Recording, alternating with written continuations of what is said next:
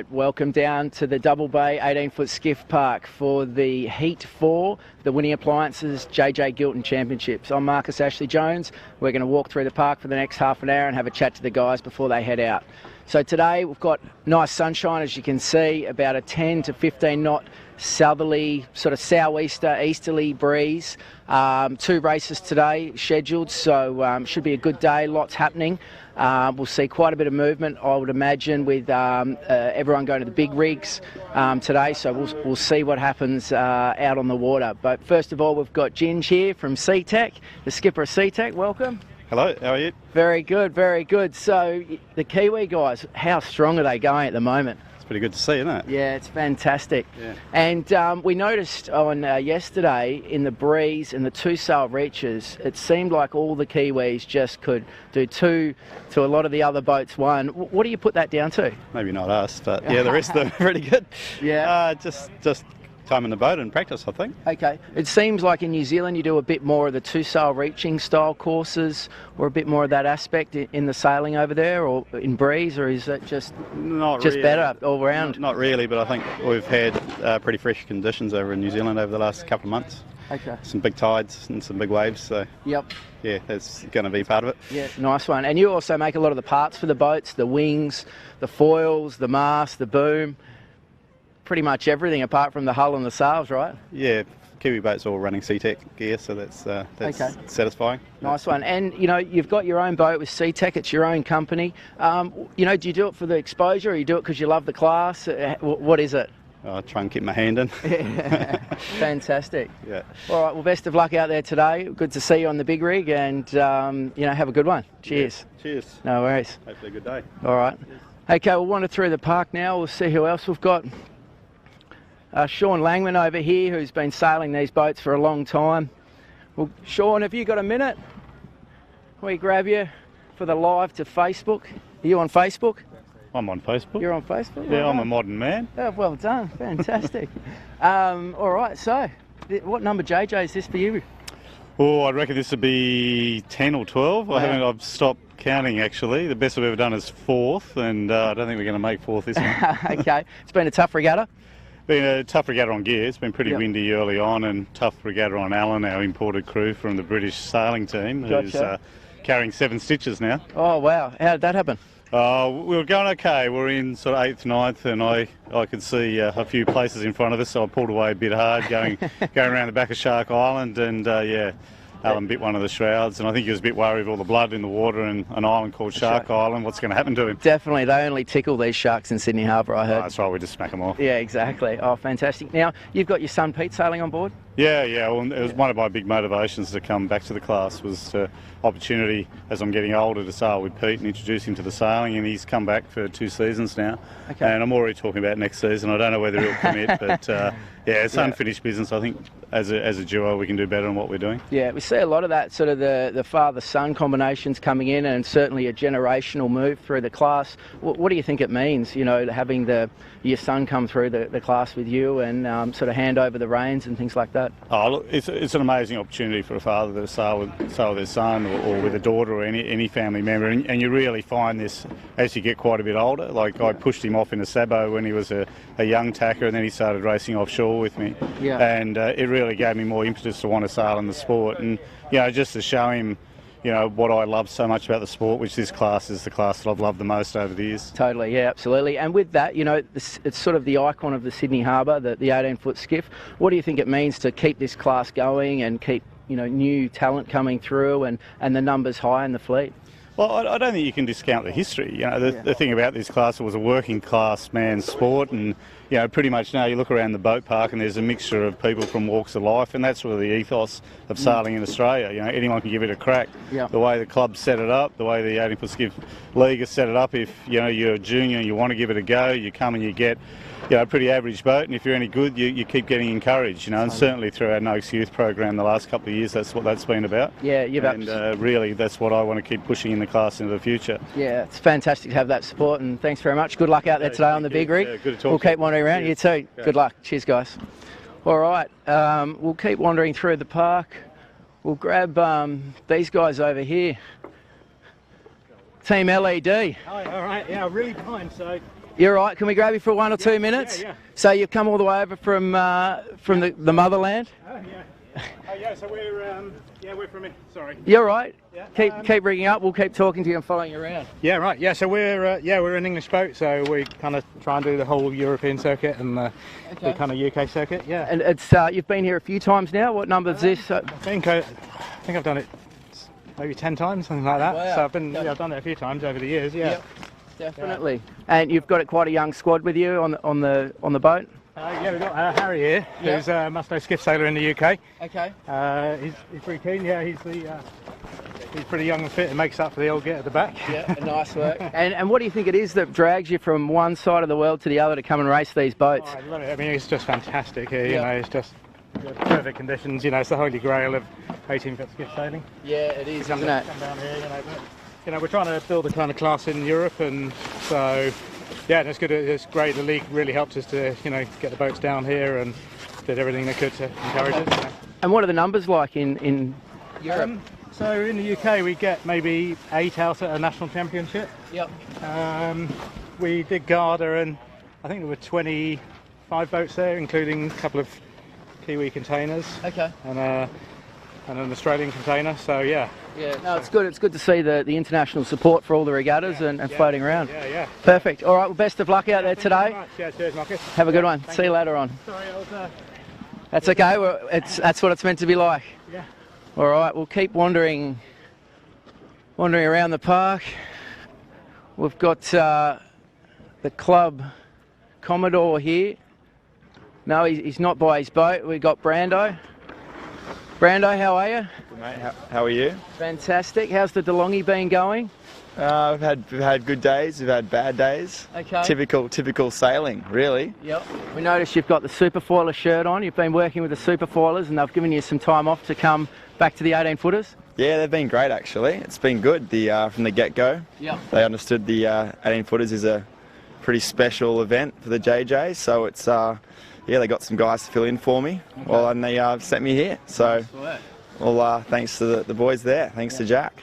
And how's the DeLonghi feel on the big rig? It feels pretty good. Yep. Got some levers in it now, so we'll have to see how we go out there today. Okay. So, yeah. Nice one. All right, well, best of luck and keep it rocking. Thanks, mate. See you, mate. See ya. Right, we'll just quickly grab Simon Nern over here, the club Commodore.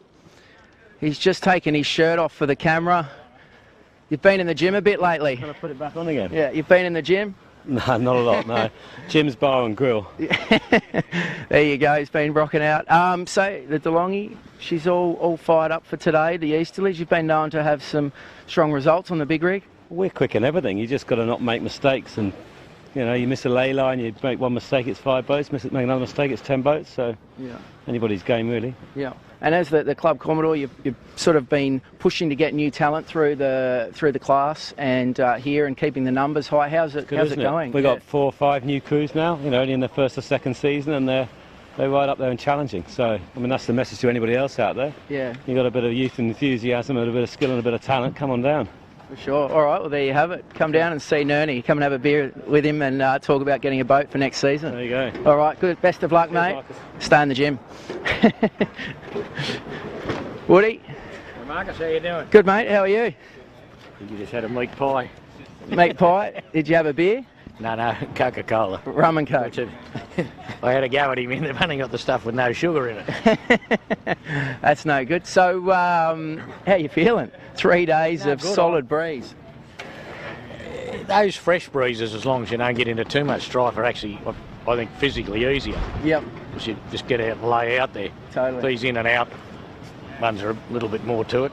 Can't they? I'll probably be a little more weary tonight, but no, so far I'm feeling pretty good. Bod's holding up, definitely. Yeah. You got a couple more seasons left in the old body? Hope so, yeah. Yeah, nice one. All right, good luck out there today. No worries. Looks like the breeze has just freshened a bit there, sort of Make it easier. 12, 15 knots, no bending. It's the in and out that really hurts, isn't it? It is. Yeah, all right. No worries. Have a good one, Woody. Okay. See you later on. Thanks, Marcus. Done. Cheers. All right, we'll keep wandering through the park. Bridgie, how are you, boys? You about to lift? All right. Well, have a good one out there. Thanks, mate. No worries.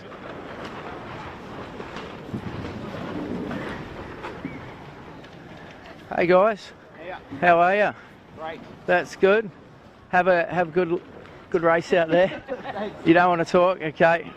Here we are, the regatta leaders. Ready for this easterly racetrack? Yeah, should be a bit of excitement. Yeah, up and plenty of snakes and plenty of ladders on this one. Well, there's always plenty of snakes around the Skiff Park, but yeah, should be a few more on the water today. Yeah. Yeah, totally. And you feeling the pressure at the top of the field?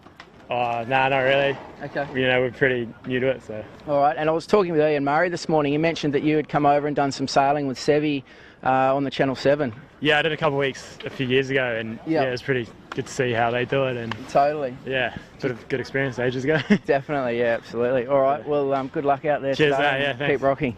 Thanks, Cheers, mate. Cheers. Hey, Brett. How are you? Good. That's good. So this is the big rig you've got in. Yeah, mate. It's always been quick. I believe you've made some more modifications to it. Not really, just a bit of tuning, I guess. Woody was a bit bigger than us last year who had it, but it's good in this sort of stuff. But a lot of it's going to be about going the right way and getting off the start line and managing the race. So you're about 10, 20 kilos lighter than what David Witt's team was? I'm not sure, to be honest with you. I think but Woody's obviously a little bit bigger human than me when he's in form. He's not that much bigger anymore, I can vouch for that. I think he's lost about 25 kilos in half. And raised in a good paddock, but nowhere near as good as what Woody did when he was sailing. Yeah, perfect. Yeah. So what do? You flatten the sails off or made it the rig more pliable so you can get through the range with a lighter crew weight? We've recut the jib a little bit, just because we felt it'd be a bit quicker, and then just rig tune. So you can do a lot. It's taken us a long time to learn the single spreader rig. It's definitely a lot different to the double spreader rig. Yeah, in what way? Well, you've got a lot more control over it. You can power it up really easy and depower it as well. But just the functions with only having the single spreader and no topmast backstays, and so it's been quite a learning experience. The tube's different. Is it? Yep. Yeah. Okay. So it's good. It's quite interesting. It is. Don't know. We'll find out today. Find out how you go today. Yeah, so, absolutely. What are you expecting? A big run out tide? Oh, I don't know where they're going to put us. It's going to be something different, isn't it? I don't know. I think you'll be near the island, so there'll be plenty of cheering. And well, it'll be good fun. Yeah, it'll be good fun. There's going to be plenty on around the marks again. Yeah, I think it will be tight. Short courses and 28 boats. It'll be good fun. Yeah. Now, in the skiff class, you're allowed to touch the marks as you go around. Well, we try and do it every time, don't we? Even not take it. That's half the fun. And what about the competitors? Is rubbing racing? Yeah, well, it has been this time. As long as I don't have to go back and repair it, right? So that's good enough. Yeah, exactly. And you stay out of the protest ramp. That's exactly the main one. Yeah, Can you settle with a beer on shore? Usually in this class? Usually it's a few fisties, isn't it? Yeah. That was back in the 90s. Yeah. Oh, was it? Yeah. Oh, right. Maybe I'm still living there. Nice and all right. Good luck today, mate. I'll let you lift. Yeah. Cheers. Hello. How you doing? It's a lot easier carrying a mic than the boats. You well? Yeah, well, thank you. Just live to Facebook. Yeah, well, you're going to head out and watch today? Look, I've got a few things to do at home, but I will stick my head out the window on the binoculars. Without you there, it's not the same. I know. And how's Jezza going? What's he up to at the moment? He's in love and going to work, being a banker and a future husband, and he'll come back, I'm sure. He'll be back in the skiffs. I know he's resting his shoulder. I'm thinking of coming back. Yeah, you got to do it. Having a ball. Thanks, Marcus, for all you contributed to the club. No worries. G'day, Howie. Hi. How are you? Good, Marcus. How about you? Yeah, good, mate. We're live on Facebook. Oh, good. What do you think out there? The boys are going well? They are. They're going very well. They seem to be settling in now and really, putting some good results on the board. Yeah, for sure. I think it was a big ask of them the first 2 days and all that wind, Riley just rocks up without any practice whatsoever. And, they survived, made it through the first 2 windy days, so... Okay. It'll be interesting now. Yep. And how'd you come across Riley? Obviously, you've had a few health issues, and you thought it was better to get someone else in. And yeah, Riley's been around my yacht club since he was a little kid, hanging out, looking over the tanks of our 505, and so I gave him a 505 to drive a few years ago, and he started training against us, and then won the North American Championships. Wow. Beat us, beat all the other reigning world champions at the time. Yeah, so he's no slouch. No, he's top 10 in the foiling kites around the world right now, so he's campaigning doing that, and he's doing an Olympic campaign in NACRA. Oh, perfect. And what's your advice to the guys out there today? Got the big rig, an easterly breeze. You can get quite shifty here on the harbour, big run out tide. What sort of advice do you give? None. I don't give them any advice. Okay. No. Just let them go out there and do their thing. They'll do their thing. They know what they're doing. They don't need any advice from me. Yeah, okay. All right. I'm sure Pete Harris, the legend, his 15th JJs. How are you, Pete? Very well, mate. All the better for seeing you. How's the body holding up after 3 big days? It's very sore. Yeah. I need a chiropractor. Hang on. All right, have a good one out there, guys. Thank you. Thanks, Marcus. All right. Here's the Honda boys. Tied in first. Just come around here, Tiana. How you guys feeling? Any pressure? Oh, his boat's pretty heavy. Yeah, a little bit of pressure on the shoulders today. Yeah, mate. You guys had a microphone down and pick up the back if you want. I'll pretend to give you a hand. I'll just lean on it a little bit.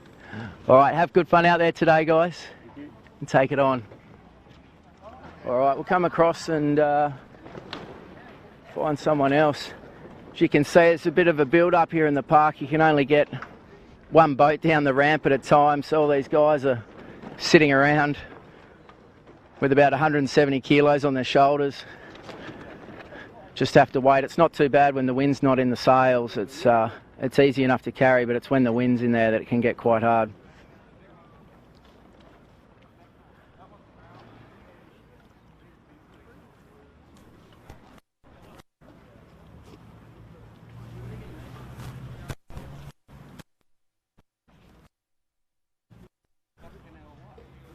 All right. How you guys going on the Dal Zotto? That's good. You just got this boat recently, just before the JJs. Yeah, we got the Noakes, which is good. You know, we got it's just Dal Zotto, which is the sponsor that we had on the old boat, which used to be Mojo. Yeah, no, it's going good. Works a lot better, a lot newer. Yeah, more stiff. And how's your regatta going so far? Yeah, well, we had a tough couple first races. It's been a bit windy, but yeah, hopefully today we can change things around and get up there. Yeah. So yeah. Gotcha. And the first few days, it's all about boat handling, and it really shows the guys that have been sailing together for a long time. Yeah, definitely. It's all about sticking with it for a while and having the same consistent crew. Yep. And yeah, no, it's good. Okay. I'm so happy. Lighter breeze today, hoping to get up there. You know, you get a good first beat, and then you can hang on to the front runners usually. Yeah, definitely. Good first beat, good start. Yep. You know, and that's the first time we had this rig in this boat now. So is it? Wow. Yeah, so we're gonna see how we go. And how long does it take to tune up once you put it in? Oh, ages, weeks, weeks. Okay. Yeah. Oh, well, best of luck. I hope it comes together for you. Thanks very much. No worries. Good luck, guys. All right, I think that's just about all the boats now that have leaving the park. We'll just wander over and watch them head out over here.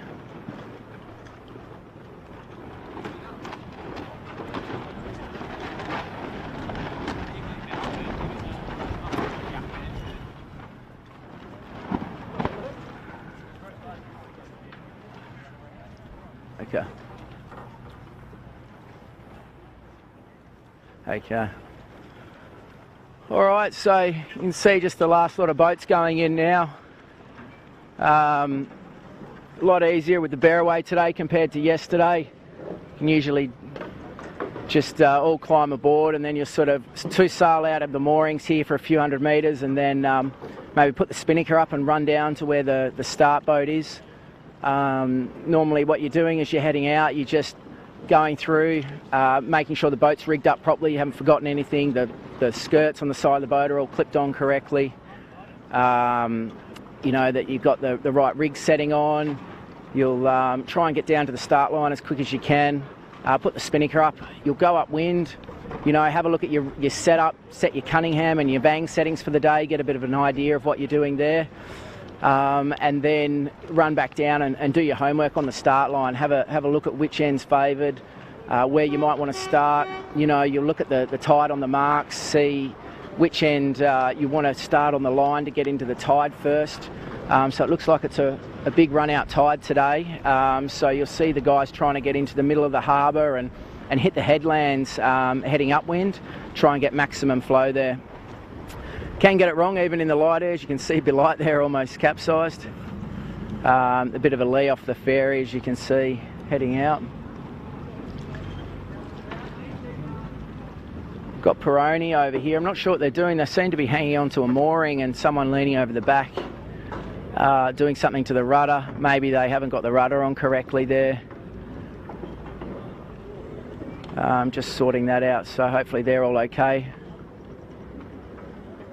SeaTech's heading back into shore. Maybe they've forgotten something.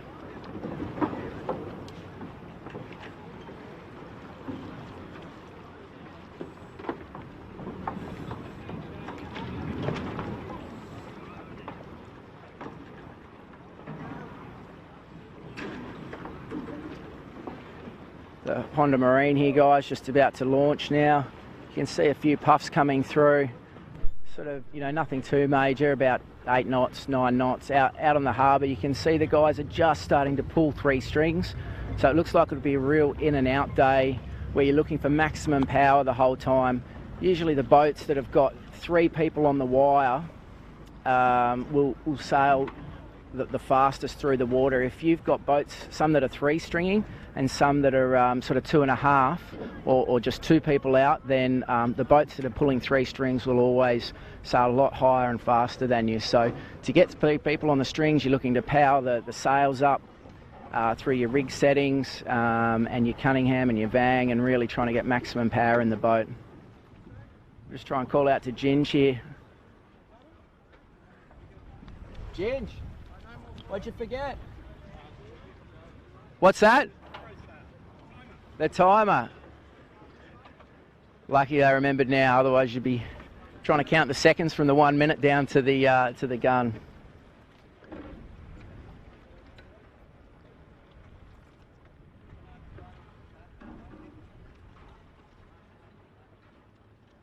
So this Dal Zotto's the last boat going in.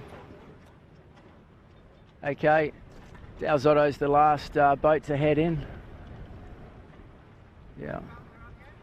So, so a bit of a wrap on yesterday. Seemed like the Kiwis really had the speed with the 2 sail reaching. You know, the Aussies certainly picked their way to the top with the shifts, but it was the Kiwis on the long 2 sail reach on starboard tack all the way down to what Wazza and Shippo called the graveyard down at Obelisk Mark, towards the middle harbour area of Sydney Harbour. They just sort of, you know, took a good couple of minutes out of the Australians along that reach.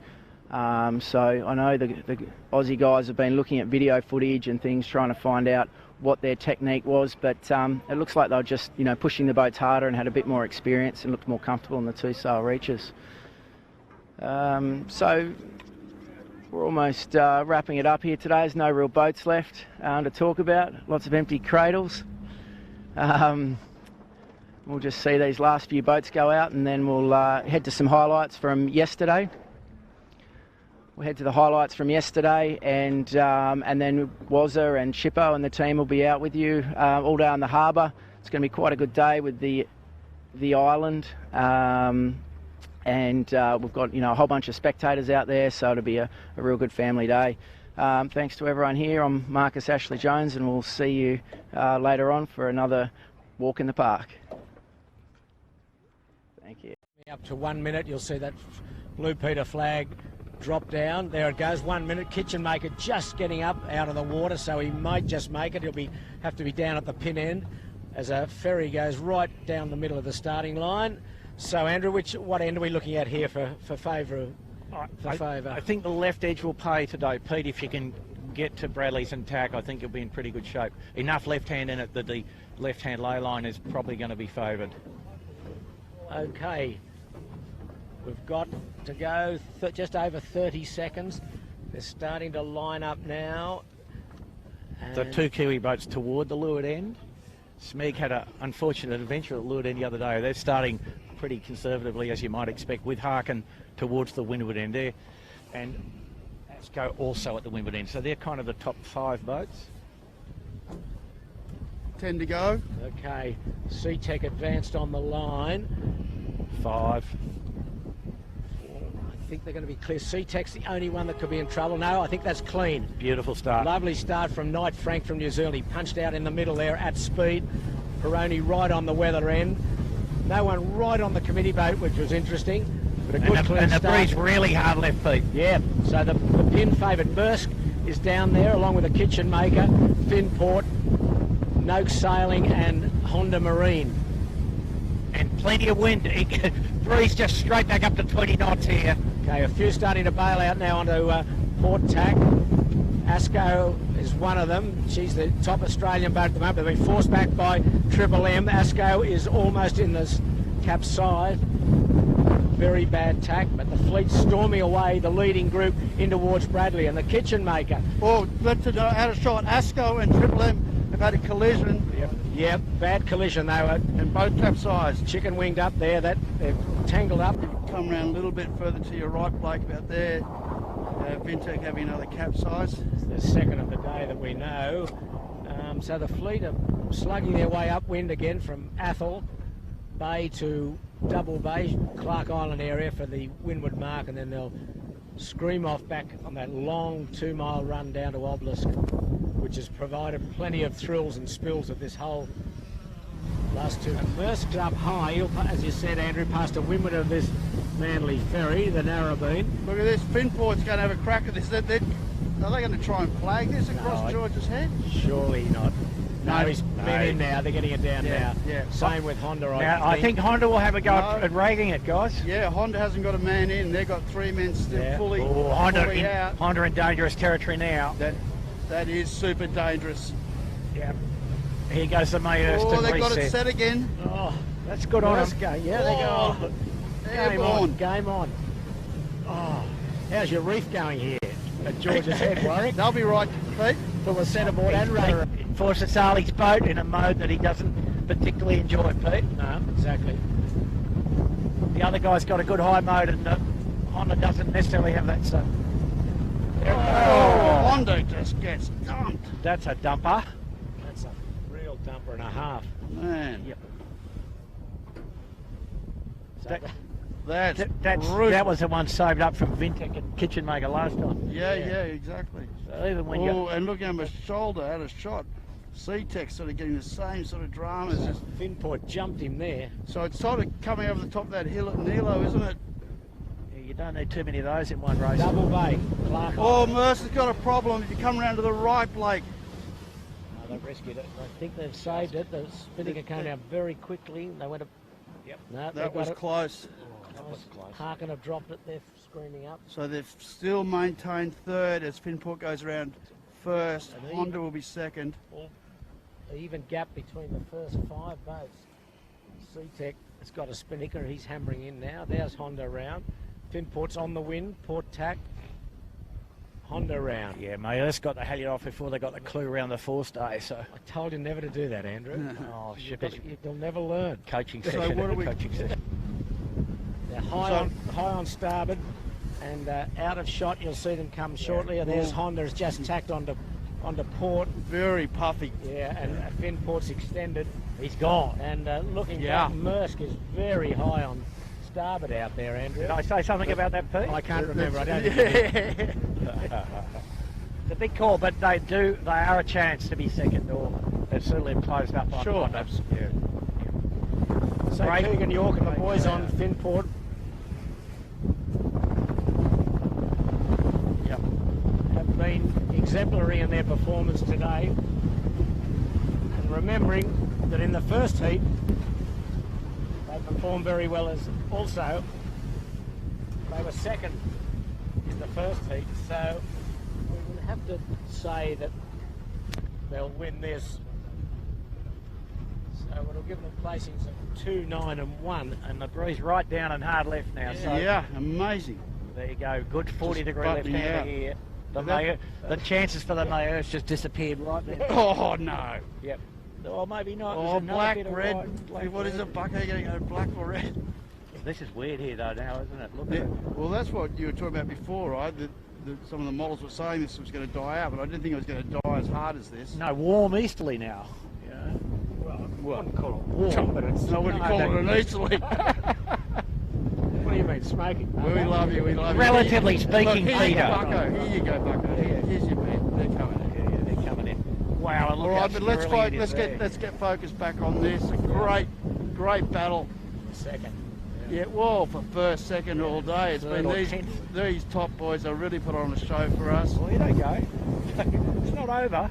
And Some funny wind here. Yeah, Honda not having a good tack, just on top of Merce. The big charger in the back end of this race has been the Merce line. There he goes. He'll be laying into the finish now, Finport. Nice, just. Finport overstood now, Yeah. Pete. Got a fair away to reach in. Got to get a Look, good cuff. they're trying to get away, Andrew. Give him And then they get funky behind the ferry. This is not over. He's right. Have a look how close it is for the next one, boys. Yeah. Anyway, the Finport going In in. with Finport. Fantastic. Very untidy, but still. Well done. Yeah, well done. Yeah, another race winner. Really good for second here. Honda's going to get there. Just. Yeah. Yeah, the Honda's going to beat the Money Earths by 2 boat Honda lengths. second. But look at this little burst in front of us here, Pete, Yes, on the yes. water. Incredible. Okay, Honda now. That's pretty good First. after over an hour of sailing. Third. In these conditions, Yeah, that's Merce for should sure. have done any more than that. Boys in the Finport having a bit of a swoop. Again, we keep saying it. It's a day if you keep upright, minimal mistakes or no mistakes. Watch you'll be at this. the top. Watch this. Watch What this. could go wrong here? Plenty. This is really He has really finished. Merce gnarly. has finished. So it's just a capsize on the finishing line. A really good, gnarly little score Okay, come across. and Pete, next Next, we've got Harkin. We've got Harkin, and C-Tech. C-Tech. And Smeg. So it'll be Harkin in fourth spot. I don't know if they Yeah, have finished, so- Pete. Yeah, they did. I heard the hooter. Yeah, we had the hooter. Yeah, Just they look very close to the line. Yeah, I just wonder what as we drift backwards. I mean, depending on the class. Harkin now. Just put the bow up. So the Harkin Merce is fourth. still across the line. Yep. And then C-Tech Wow, next. that's a Very puffy and Yeah. up here at the finish. and Smeg on the port tack lay line. Yeah, smoking in. C-Tech still has to tack. There's a gap to seventh, I can tell you that. Okay. Man. Well, we said it, didn't we? C-Tech. 6. All these guys, did they all get around with, obviously the front ones did, yeah. So we all had 7 without a capsize. No, Yeah. C-Tech just struggling across. Wow. Poor old Smeglers. Yeah.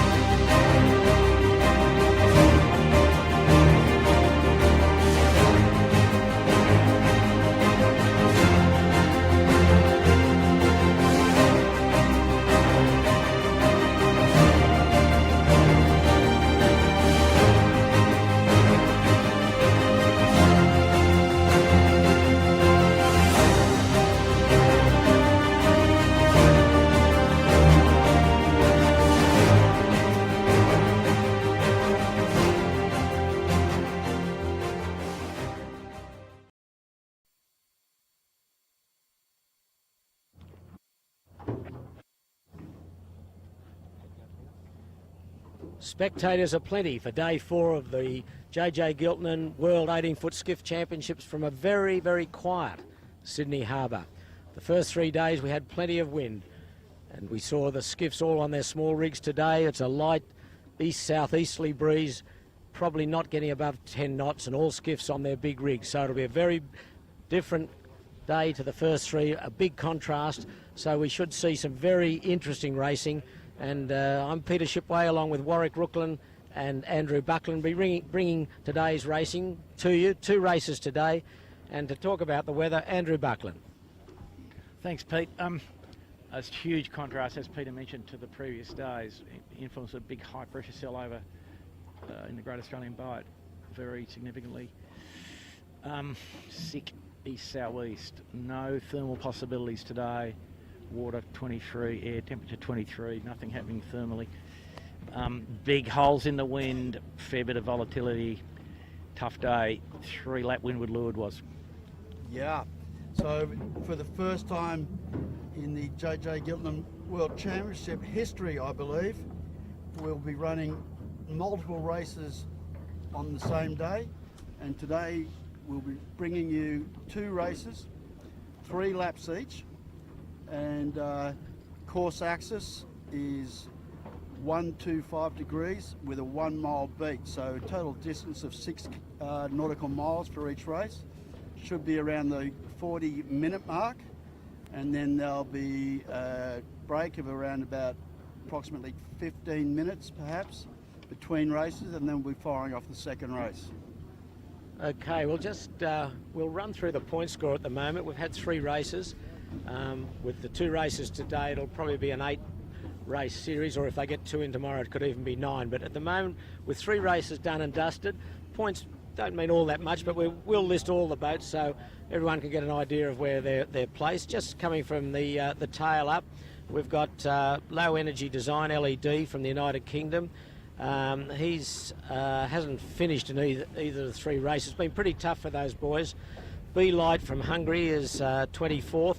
Noakes Sailing 23rd. Keltenberg Knight from Germany is 22nd. B Light was from Hungary. Dal Zotto 21st. Triple M 20th.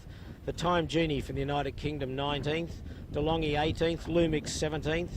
Kitchen Maker 16th. Ilvay 15. Rag and Famish Hotel 14. Quality Marine Clothing 13. Vintech 12. Smeg 11. Peroni 10. Appliances Online 9. Yandu 8. Asco Appliances 7. And then the top 6, well, it's all the Kiwis really.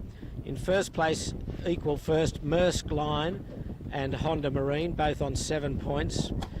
Then the top Australian, Finport, he won yesterday, he's 3rd. Harkin USA is in 4th spot. Knight Frank New Zealand 5th, and SeaTech from New Zealand 6th. So that's the point score as we look out over the course. We're about very close to a 5-minute gun. The breeze up and down, and I think, Andrew, you'd agree that the start in these short races is just so critical. Yeah, very tough with this size fleet. Pretty compressed course, 1 mile beat. Fairly constrained on the left-hand edge in particular about where you can go to escape dirty air if you don't start well. A lot of pressure on the execution and a lot of pressure on the start effectiveness. And we sort of had a discussion, you know, about what will happen here, because probably in the middle of the fleet there's 15 pretty well-sailed boats, and if you can't escape from the middle of the pack, you're in for a very long day. And one of the other features of this style of racing, which is absolutely standard these days in Olympic sailing and many other international races, is we've got a gate at the bottom. So there's an opportunity, depending on how the breeze flicks around, that one gate can be more biased than the other. So at the moment, with the wind direction looking upwind, we're picking that the left-hand gate has an advantage, and we think the start line is pretty even. Yeah, we're very close to a 5-minute gun, but there's little puffs wafting down. You only got to get one of those or miss one of those, and it could really make your day or cost you dearly, couldn't it, Andrew? Yep. Okay, sorry, interrupting. There's the 5-minute flag. Yep. 5 minutes. Pete, yeah, I mean, just a little bit of puff, manifested to some degree by the clouds above. So the breeze in the puff, there's been some little spurts above 10 knots, but also lots of periods where the breeze is down around 8, 6, 7, around there. So a tough day, and whoever can join the dots together. And I guess historically, we always had thought that was the Smeg was the best light air wriggler around that we've seen, and let's see if he can get back on the podium today. Well, of course, New Zealanders won 4 of the 7 heats. We keep reminding you last year, all in heavy weather, and they struggled a little in the light air. So it'll be very interesting to see whether they've obviously would have worked on their light air speed and technique. So it'll be interesting to see. As I said, they're really up the top of the leaderboard to see how they perform today in much lighter winds. All on big rigs today, as opposed to the first 3 days when it was very strong conditions. At 4 minutes to go. And yesterday wind was 20 plus at times. Similarly on Sunday, in the southerly conditions, we saw some thrilling racing, spectacular racing, boats at maximum speed, some superb boat handling, and of course on the first race we saw a big bouncy nor'easter on the harbour. Pete, I think another point which Warwick mentioned earlier was the expectation perhaps that the Maersk, whose background in 49ers, where windward leeward is the name of the game, might actually be pretty proficient. And equally, Harkin USA, Riley from that similar sort of background, and Young, Young, let's say Young again. So avoiding the peloton, starting well, turning the corners properly. And if we watched, the Maersk yesterday, even though some of their execution wasn't super duper great because they're just a new team, three-handed team, their actual turning the corners, the bottom mark dial up and the windward mark bearaways was a very, very high standard. Is Maersk the same as Maersk? Yeah, it's the same as... Okay. Just get that straight, can we, Pete? Okay. Maersk, right. Shipping line, Correct. large rusty steel things they've got, with diesel engines in them. Okay, now 240 to go. 240 to go. What are we seeing on the line here, Andrew? Which end do you? Well, Warwick and I like the leeward end, and give some points here to the committee. Nice long line, just a slight bias apparent to us, but I'm more than happy that everybody's got a good opportunity here. We didn't mention the tide too much. Tide ebbing again weakly for this, not very much flow for this first race, but it's basically right to left across the axis of the beat, so not as much influence as we might have seen. The only danger that I see at the pin end is you can easily fall out of the pressure. There's a lot of east in this breeze. Yeah. And if a couple of guys, towards the boat get a bit of variety, you might get a bit of a split in the fleet bucker. The camera cat, we want to start at the leeward end, but get across to the starboard side of the beat, don't we? Yeah. Where the wind... well, that's where the more pressure is at the moment, right? Exactly. 145 to go. Exactly. And who's looking for... There is a skiff capsized down behind the starting line. We can't pick up who it is, but it's Peroni, our old mate on Peroni. He never lets you down with a bit of action, Peroni. So Maersk just having a little wobble with Harkin there. Vintech, Kitchen Maker looking towards the pin. Kitchen Maker looking at the boat, and Honda Marine down at the pin. Wow. So pretty spread out amongst the favoured sailors. Maersk hits trigger there, heading down towards the pin now. Probably 1 minute. Middle of the line.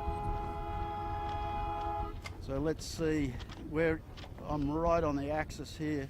Yeah, Maersk's taking a big shot at getting to the pin. So just screaming across the whole fleet to get down there. He's decided that he's going to own that. Yeah. Don't forget we're in Taylor Bay with a beat, 1 mile beat up into Rose Bay, 43 seconds to go. And nice pressure as we come up towards the start time. As normal, a little bit of bumping here, bit of NASCAR at the boat end. Triple M coming in on port. Yep, Triple M. Yeah. He's well behaved. That's going to get shut down real quick down there. 15, 18 seconds. Yes, there we go. So now Triple M tax. Gee, it looks good. They're going to get clean. Yep. Honda 8 seconds. Looks good. Harkin getting up there. Looks good. 5. Oh, Triple M. Okay, let's see. I thought if it was one boat over, it was Triple M. No Hooters. Clear start. No. Oh, no. Hang on, Just wait is to see if we get a general or Yeah, individual? the Triple M's jibe around the pin end was. It's an individual, and Asco's in the drink, hooked up with Knight Frank. Yeah, they've had it coming together. Okay. Kitchen Maker's going back, guys. As well. So they put up flags to let them know they don't have VHF on board these things, so it's a judgment call whether you think you're over or not. Wow. So Maersk leading the pin end pack, and the breeze has gone a bit left looking at the angle they're coming off that line, Andrew. Yeah, and Maersk did brilliantly down to the leeward end. He does need to tack pretty promptly though, in my view. he can consolidate a nice a nice spot. He's there with Harkin, isn't he? C-Tech's down there with them. I can't spot Harkin at the moment. Yeah, No, Harkin's in the middle, got gassed and having to bail out. I'm Goes sorry, behind yeah. Vintech. I'm looking at C-Tech, sorry, yeah. Too similar. One of them's... All right. Yandu, John Winning, hanging off the hip. He's going well. The leader. Now look at this, guys. You can't quite pick it up on screen, but if you look very carefully, you can see the boats, Yandu and so forth, they've got a righty with C-Tech. Honda Marine just got slammed, got a big head and no pressures, had to bail out. So the little split, same with Merce, they've tacked now. Yeah, there's some big holes in that breeze. Look at Harkin now. Yeah, John Winning's the one that's done well in Yandu. Yeah. The key is distinctly to stay in the pressure here. Yeah. You get... But that happened really quickly. There's Merce going behind Yandu now, and Harkin's back on port. And Yandu's across on starboard. So he'll bail out surely quickly there, John Winning, I would think. He won't extend too much further. There he goes now. Yeah, they've got to get to the next line, which is coming. They've just gone across a little lull, which will hurt them, but they're back in the puff now. So maybe no damage done. But they do need to be very careful on this left-hand edge. But it's out of shot, guys. Look to your right. Triple M is gone. Look, they got how much pressure they got? They got double the pressure of everybody else. I've got 12 knots of wind and hooked up the puff beautifully. Just incredible. It's so puffy now. But you know, here Maersk and Triple M are first and second, I think, and sorry, with Harkin indeed as the podium. Okay, so what we got here, Triple M crosses, tacks back to lead this bunch back to the right again, and Harkin, who was nowhere before, they've got that pressure. It's puffy Man, and shifty. This is crazy. Puffy and shifty. Well, big splits already. It's obeying the rules, Pete, of a east-southeasterly on Sydney Harbour, isn't it? Was it ever thus? The left-hand packer up now. Smeg's part of that. Quality Marine. B-Light from Hungary are doing well. Best race so far. Quality Marine Clothing. They've come to the left as well. Well, Pete, it looks a bit like Lake Balaton today, probably, except the water's a bit salty. Yeah. Got boats coming back on starboard. Gee, you wouldn't know where you want to be. I'd say Maersk and Triple M are... There's no sailing coming back. We're on Quality Marine. I think you want to be in the middle where the funnel operates don't you? Yeah, if we can come back to the right, Blake, and pick up. Look at Smeg, he's suffering now. I can't tell, Bucko. It's nuts. I mean, this will be big gaps in this at the end of this race. An extremely demanding day. Look at Maersk now. He's high. He's high and pressed up. Yep. Good little puff. Yandu's got it here. Yep. Just behind Harkin. Gee, it's scary, isn't it? Yep. Yeah. And it's just flipping around. One puff's all you need. Every 45 seconds. Peroni crosses the Honda, Pete. So, yes. Wow. I think the Maersk leads, boys, eh? Smeg probably in the hunt as well.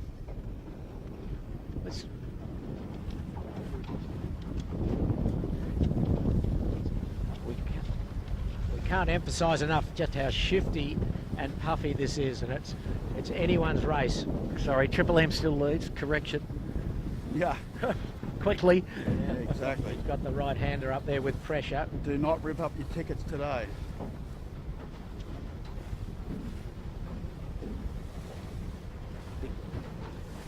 Big cruising boat about to impede a few of the competitors.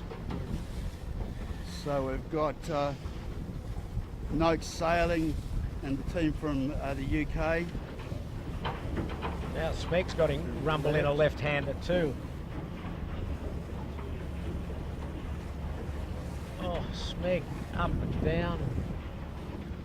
Triple M just sailed the longest header of their lives, I reckon, to get across. Harkin solid in the middle. There's Triple M just tacked back on port. They're probably about halfway up the beat. What are we on? We're on Yandu, about to run into a Wednesday boat who's doing its best to stay out of the way. Oh, he would have copped some, that yacht. I think he's in the Wednesday race. He's entitled. Yes, he is. Yeah. He's entitled. So Triple M leads. Bit more wind coming down the course now. Yep. Got about 8 knots there, 8. 12 the puff, Pete, I'd say. 12 in the puff, 8 They steady. Yeah. had a little bit of inversion, a few of the boats there, so. Don't know what that means, but it sounds good. Anyway, here we go. Quality Marine just hanging in behind Triple M. And Smeg making inroads on the left, from the left edge here. Yes, the left looks the best at the moment. Yeah. Wow, it's shifty. So up in the left we've got Triple M, Quality Marine Clothing, Noakes, Sailing, Maersk Line, Smeg, Knight Frank. Way to the left off Steel Point, Honda Marine. Yeah. Look at him. And I can tell you there's a few boats, Pete, going to look to go around the back of Shark Island. Wow, And that's that is Rags, Hello, the Asco and Dal Zotto. Yeah, they're but look at Honda Marine up there. Andrew, he's right on Steel Point. Yeah, they're just going to run out of wind in a bit. Yeah, he's just bowed down a bit now. Vintech is up still. Where's our mate Finport, who's third? Oh, he's gone to the other side of the island too. He's Finport's just here. Oh, Finport, sorry. He is going into Shark Island. In shot, in fact, Peter. Yeah, okay. If you don't mind. Quality Marine making a good fist up there too, look at that. Yeah. And they're being patient, Andrew. Look how patient they are. They're probably copying a bit of gas. They can't It's tack. not on shot. They can't tack off that, mate. Yeah, exactly. But that's patient, so a lot of people would. They'd be breathing ahead now. Yeah, they're breathing behind. ahead now. Yeah, they just put the bow down a bit. Smeg burgling away on the left edge. Gutsy going the other side of the island, Andrew. That's throwing dice. Yeah. Pete, that's very early in the game. That's large kahuna territory, isn't it? Yeah. And they're high on port, And on just our- what they don't want. On our beam, Noakes is flying in a private little gust. Nerve-wracking day, men. For us, even on the camera cut. Yeah, well, there's no predicting this. Well, he hasn't had a great regatta so far, Noakes Sailing. He disqualified in the first race for being over the line at the start. It's a good way to start your week, isn't it? Yeah. Anyway, Sean Langman, very popular skipper, one of the veterans of the fleet. Does a lot for young sailors. Yeah. So I'm just going to sneak up here because we're right behind possibly the leading boat. I can't pick out that sail. Oh, that's Sea-Tech. Sea-Tech might be leading this. No, Triple M's leading. I think Triple M, they're just lifting in the left, so The left lurkers have won out here. that would mean it'd be a terrible coming back from the other side of the island. Asco went the other side of the island.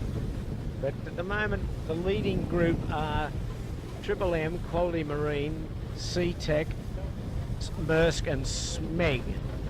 It's going to get really funky at this top mark. I can tell you it's very close to the headland, and it's very east up there.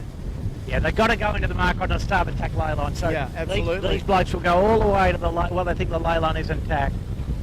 And there's a good little puff coming, so I think the leaders will get there in good shape. Yes, so that's the two leaders we're on now. Triple M, he had a disastrous race yesterday, he didn't finish. Sea-Tech tacking now on the ley line, he thinks. And I'd agree with him. Triple M will tack in front of him. Yep, there goes. And Sea-Tech will... Triple M now. And then Sea-Tech has rights on Quality Marine. Quality Marine crossed him on port. Yeah, wow. they're going to cross, just then tack. You'd have to tack now. Well, it's nice to see Triple M up there. He's had a disastrous first three races. He was disqualified in the first race. Then he finished 8th in the second race, and then was in a collision on the start line yesterday and didn't finish. So he will lead around the first mark. Three lap course. And how long's it taken this beat, Warwick, approximately? 10 minutes. 10 minutes, okay. So a little bit slower than what Bucko predicted. 10:20, 10:25, but the breeze is pretty funky. Okay, well, it's still, this race is really not over till they cross the finishing line. There's so many highs and lows left with pressure and wind direction. And here goes Sea-Tech around second. So New Zealand, Sea-Tech around second. Quality Marine having their best race of the series so far. From Australia. So big right-hander for the guys further back. Overstood, they all are. Oh dear. You'd be annoyed with yourself, wouldn't you? Okay, Smeg will be 4th. Yeah, and Maersk 5th by the look Oh, of it. Smeg's just taken a... That's just a bit of dirty air off the ferry, guys. Yeah. Oh, Yeah. no, Smeg. Oh. Ooh. Blokes flying everywhere. Oh, my goodness. Crikey, gee whiz, another words. Yep, so Smeg around 4th. And he needs Maersk this today to 5th. even stay in touch. Maersk 5th, then Lumix. So they're up there. It's And good, then good for those boys. Our friends from Lumix. New Zealand in the Honda Marine. Maersk has jived. That's gutsy stuff, isn't it? They've jived away then early. Knight Frank, another New Zealander. Then Noakes Sailing will be next. Then Finport. Knight Frank also doing a jive set. And Asco. Asco went the other side of the island, so not that bad. No. Not that bad at all, really. Finport doing it. Jibe set. Oh, Asco jibe sets. And look, there's a collision. They got no rights. Oh, he just didn't look good No. behind, boys. So he's collided with appliances. He'll need to do turns. Oh, gee whiz. Harking round, kitchen maker. And That I was a think big collision. Brett's having a bit of a word. I'm surprised they're still setting their chute. They should be out of there and doing their turns for that. Kitchen maker jibe sets. Rag normal Yandu jibe set. Vintech jibe set. So I think the jibe set was the correct answer there was. So I wouldn't be surprised to see Maersk get up towards 3rd as a result. Well, Yep. they're getting away from this Yep. headland, aren't they, Andrew? There's no air on Pretty this standard thick stuff in these windward lewards. And they came into the mark on a big right-hander, so they're in the header on the Two other of jibe. the Great Britain boats going around. Kaltenberg Knight and LED. Dal Zotto from Australia's round. Ilvay. Just doing a standard set. Yep. DeLonghi round next. Bit of exceptional wind here for the B light, in fact. Nice little puff, but he needs to think about a jibe back. Yeah. Now, mate in Peroni is going to be... Oh, there's his capsize coming up on one of the Great Britain yachts. Yep. He's over. Bang. And the last of our visitors is around from Great Britain. So let them go past and we'll go down the centre and pick up the leaders. Peroni will be the tail ender. Gee, he dropped off the edge of the Just world watch it, there. he was. So the fleet running back to the starting area at Taylor Bay, and they will round. There's a gate down there. They've got an option of rounding 2 leeward marks before they come back upwind again. So it's a very tricky race course. We keep emphasising.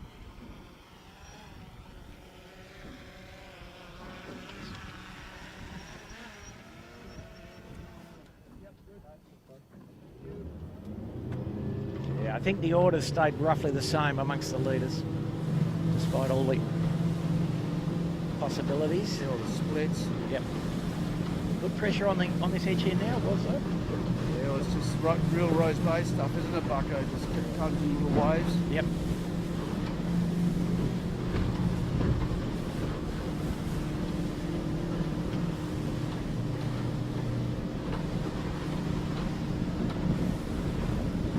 DeLonghi. Oh, Hungarians jive back. Getting a bit of gas there.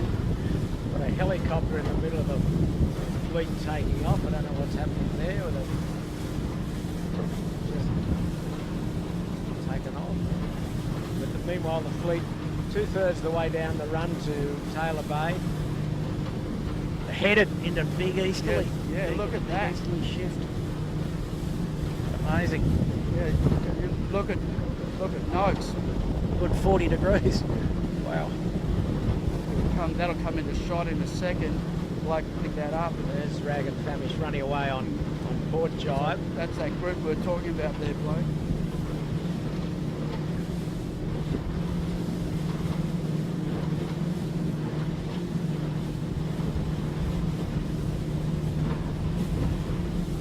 Now they're getting lifted. Thanks, Peter. No. At least we've hit the right boat. We'll get rescued by it. Okay, so Triple M still leads this. He's got a nice header puff to get deep in Taylor Bay. Yeah. Ferry going across, which is going to make things interesting for Triple M. He's got a heat up for the ferry. Yeah. That's why he's doing the big dial up. You'll see the Manly Ferry game across in front of him. Oh, that hurts. Yeah. Not much he could have done about that. Nothing. But the big leading group is compressed again. Triple M, Quality Marine, Maersk, Smeg, Honda Marine, SeaTech and Knight Frank. That's the leading bunch. In that order. Yeah. Well done, Pete. Well, that- So Maersk did make up a little there in that nice header. He was the furthest to leeward boat. That really hurt Triple M. Wow, Quality Marine and Maersk have driven over the top of him. So you would imagine, it looks like there's obviously more bias, and the breeze going east, more bias to the left-hand gate looking upwind. Yeah, need to do it. So they'll all be coming in, doing a jibe drop and go around that. Yeah, just Get like back into the pressure. Just like line 7 is doing. Yeah, they're all close, Quality much closer closer. to that right. There's no right-hand options. mark. They're all going to have to do that. So it'll be Quality Marine Clothing will lead around. And Triple M salvaged second out of that. Yes. And the thing is, guys, some of these guys are very tight on lay, so it's going to be tough drops. Of course, but it's a drive drop. Triple M. And so they get a few go past the mark here, look, and they come around. They've got this gaggle of boats downwind have no rights. It's very tough, isn't it? And Quality Marine has rights, but has to take a bit of avoiding action anyway. Can't have a crash. Okay, Maersk will be round next. He jibes. There he goes. They manage that well. Honda Marine next, then Smeg right on his hammer. Can Smeg get in there? Oh, yes he can. Well, yeah, but there's just no wind there now. No. Well, remember the ferry went past too, Bucker. It sucks a bit out, and A then bit. then you get all these other boats come in, a gaggle of boats. That all sucks the air out as well. The chutes. Well, they're all searching. One puff could determine this. Searching Smeg's for got no pressure. SeaTech no pressure. Spinnaker half up, and around comes Knight Frank. Smeg's bailed out. This is interesting. I'm surprised none of the others have bailed out. They're all standing away on starboard. Well, you'd bail if you could. Although the nearest wind does appear to be to the left, actually. So you just see the leaders now getting into a line. Smeg has got pressure now. More pressure to the left, Pete, I think. Yeah. I think. Lumix and Appliances Online coming around now. Lumix in, shoots in there. So that's one lap down. We've got 2 to go. Just no wind. Lumix did the big handbrake turn. And still his jib's plenty of dirty air. Jib's still not through the mast. That's the point that Andrew brought up, is that it's just the vacuum is actually from the fleet itself. Yep. The kitchen maker coming in. Oh, and Finport, who's up Not third in having a the good points, is well buried. The bloke's on the left edge. Who's having a yell here? That's Langman. That's Langman. You see, he was overlapped on the inside, and Finport's just turned on him. Yep. And they've just racked up. That was crazy. One boat's gone to the other mark. That's Yandu. And there's a guy in the bow. Their poles are locked together. Oh, gee, look at this. So Langman has to actually go backwards to free himself. That's a long now day. Noakes does it. That's a long day. I So, guys, the leaders in full pressure on the left-hand side now, and Smeg also in full pressure on the hard right. Smeg's done okay, I think. Yep. But these two, we're looking at these, they're locked together. This is disastrous.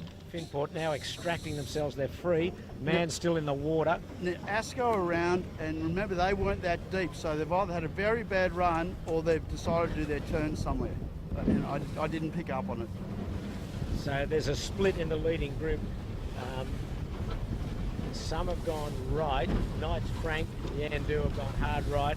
Smeg's up the middle of the track, while Honda, Maersk, Triple M, Quality Marine, Harkin have all gone to the left. So we're on the second beat, second of 3.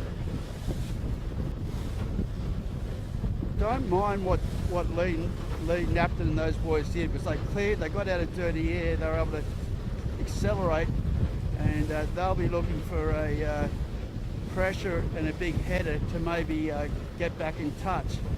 He's in good pressure at the moment. Yeah. He's in the middle of the course. Yeah, I mean, the leading bunch all look like they're just rolling along pretty nicely, really. Yeah. And Knight Frank, which is out to our right, out of shot, went a long way right, so we sort of missed that. Yeah. They're coming back on an absolute shocking header. I mean, look at Smeg in front of us here, was. Yep. Yeah. They're High, in the pressure and left, high. High left. There's Knight Frank. Like Smeg's nearly bound to mark when he gets the biggest left-hander. So Quality Marine clothing. Frank had to tack. He was just getting headed so much. Left. And our feeling was definitely out of the Australian boats anyway, in this type of stuff, Lee and his team were the best at chipping away and hooking up the dots.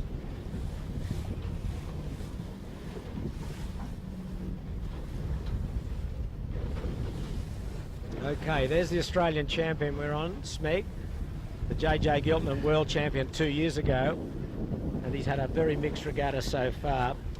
Jesus, Pete, that's very polite. Mixed. Well, I'm always a polite fellow. Yes, he's had placings of 15, 11 So now and 6. There's his head. tacking. There he Sorry, goes. Pete. Tacking in the middle of the puff, which is always a good thing to do. And they got headed too, guys. Yeah. Oh, now he's across Honda, Yeah. Smeg. So he's probably punched his way into 3rd or 4th. He's getting good pressure too. We see him. Well, Quality Marine leads pretty comfortably, I'd say, Pete, though. Yeah. We'll take this opportunity of welcoming a lot of viewers, both in Australia and overseas again. We've been inundated with phone calls and messages saying how much they're enjoying the coverage. I'd like to say hello to Mark Long, an old sailing friend from the Lake Macquarie area. Longy's watching, I know, and he said he was going to open a bottle of white wine and settle down and watch the telecast. So greetings to you, Mark. David Griffith, who's convalescing at home. Griffo, a former runner-up in this Giltinan Championship many years ago. Hope you get well soon, Griffo, and hope you're enjoying the coverage. It's your sort of weather out here, Griffo. Nice and light. You're sitting in the boat, wouldn't even have to get on the trapeze. So. And I saw Bora Galaria made a comment on Facebook, so hello to Bora, an old mate from Melger's 24 Days, supporting the US team. So Smeg crossed the Mayhurst there, guys. On the left, we're not in shot. We're on shot now. Yep. Okay. So we've got So Lee's rolling the dice out to the left again. narrow cross. Yeah. And Honda out to the right. Yeah, I think the left is going to pay here. So the breeze just. Smeg's just tacked. Not much pressure, but he's. But looking at the cruising boat in front of us, directly in front of the camera cat, there's plenty of pressure on the left-hand side here. Yeah. Quality Marine in the middle of the fleet in the course and probably leading. Although Honda Marine, look at Honda Marine, he's come back on a good one. He's going to cross Smeg easily, where Smeg crossed him before. Well, it depends on this puff here, doesn't it, Pete? Yeah, it does, but I think they're going to miss it. These guys, Merska's in the puff for sure. Oh, is he? Okay. I think it's pretty even. Pretty wild on the water. You know, where we are, there's like little micro bursts everywhere. They were halfway up the second beat. Race 4 of the JJ Giltinan World Titles. And it's anybody's race. So it's a big shuffle, Pete. You're quite right. The Honda has put a couple of boat lengths on Maersk and Smeg. Now here's a go. I'll give you a tip here. Johnny Winning from Yandu. He basically went round the left-hand gate looking downwind and went hard right. So he's gone round the other side of the island. He's absolutely rolled the dice, as he did in the invitation race, if you remember. Yep. And he led round the first mark. So he's got good pressure. He's over near Point Piper. There he is now, just going to the Yeah, he doesn't look bad, but have a look at Quality Marine up above us here. Yeah, Pete. I know. But Johnny would probably get the spinnaker up and come charging in, so don't discount him. But at the moment we're watching Quality Marine, and he's the leader of the pack that have gone up the Rose Bay, Vaucluse side of Shark Island. Getting a little header now, sky clearing above him. Lovely conditions now, although it's tricky. Lovely if you're watching, I think. Not lovely if you're sailing. It's a tough yacht race. Sure is. Well,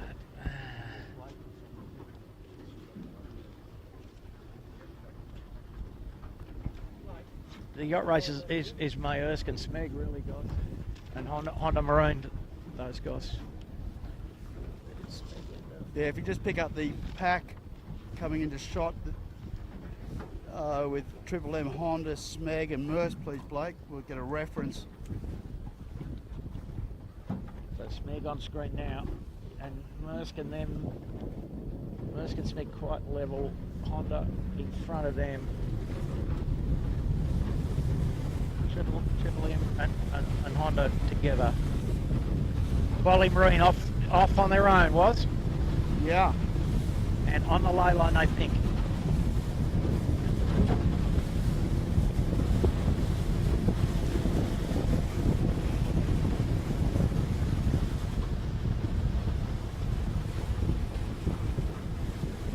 Okay, that's Quality Marine on starboard, shooting for the ley line. I think he's under it. He's a little under it at the moment, but they did get bent up last time, Pete. At the crack sheets. Big right-hand puff coming to him. Aaron Everett, Courtney Mayer and Jeff Little doing a very, very good job in these light, tricky, shifty conditions. Honda punching his way into the close to second. Yeah, Honda started a pretty good beat. Tricky, good pressure at the mark now, and it looks like left-handed pressure, I think. Yeah, no, the breeze appears to be rotating a little, Pete, in general, as the sky clears. No more of those little grey clouds. He's close to laying, but he's not. Out of shot was Asco. He went the other side of the island. He'll nearly have to jibe to get back into the mark. Look how far out he is. Yeah. Oh, he's got a big header. Big header. Asco, he certainly talk about roll the dice. Here we go. The quality well under the lay. Yeah, so they're all going back on port. The breeze bent. But Asco got himself back into this event. You'll see him come into shot shortly, storming down on starboard. Yeah, don't know about back into it, Pete. Well, he was well back, but he's in the. He was well back. Yeah. Okay, Triple M tacking first, and Quality Marine will lead. Probably Honda's just second. Quality Marine tacking now on the ley line. They're all tacked now. They're all overstood. So they've all overstood, as Andrew said. So Quality Marine will lead. Yeah, but I tell you what, the Honda and Triple M have come right back to them. Yeah, absolutely. Yeah. Like, but they had a big lead only 2 minutes ago. Now there's only a couple of boat lengths in it. Still a tricky day. Going off Snakers and Ladoos. Yeah. Not much wind again at the weather mark. A little puff. Here's jibe setting. Yeah. On the leader. So the second time to the top. Honda is doing that also. He's second. Triple Marine third. What's he going to do? He's going to do Triple M doing the same. So the 3 leaders have all jibe set. Well, as Andrew said the last time, all these guys have now just got a lift. Smeg so fourth. they've got to get onto their headed jibe with pressure. Smeg fourth, Mersk fifth, and Asco sixth. So Smeg's going to do the different thing here, Pete. Yep. Have a crack. Not much wind though, where he's going. Mersk is also doing the same, just setting. Asco. As you said, Pete, Asco amazing because remember I made the comment that they've either had a shocking run or done turns. They were one of the last boats at the bottom, and now what position are they in? What, 2? Sixth. Yeah, C-Tech. Starboard jibe looks all right, guys. So look at Smeg. He's good. He's got a bit of pressure, but he's got to get back at some stage. Okay, we're still at the weather mark for the second time. We've got 2 more runs to go and 1 more beat. Knight Frank is around next. Then a reasonable gap to Yandu, who, like Asco, went the other side of the island, the Point Piper side of Shark Island. The peloton arrives. And there's plenty of them. No one's gone around the back of the island downwind yet, Pete. No. Where's Peroni? He might do it. There's Rag and Famish just capsizing. Oh, just good. In the tack. Yandu's round. He's got himself back into it. So that other side of the island paid off dividends for the boats that were behind a little bit. Our friends from Great Britain having their best race. And Lumix is next. And then Finport. Third on points going into today's race. Had a tangle with Noakes sailing at the leeward mark. They were entwined together. Oh, he's got a nice one to get away on there. Okay, and just to update the leaders, out of shot, Triple M crossed Smeg, but by a fair way.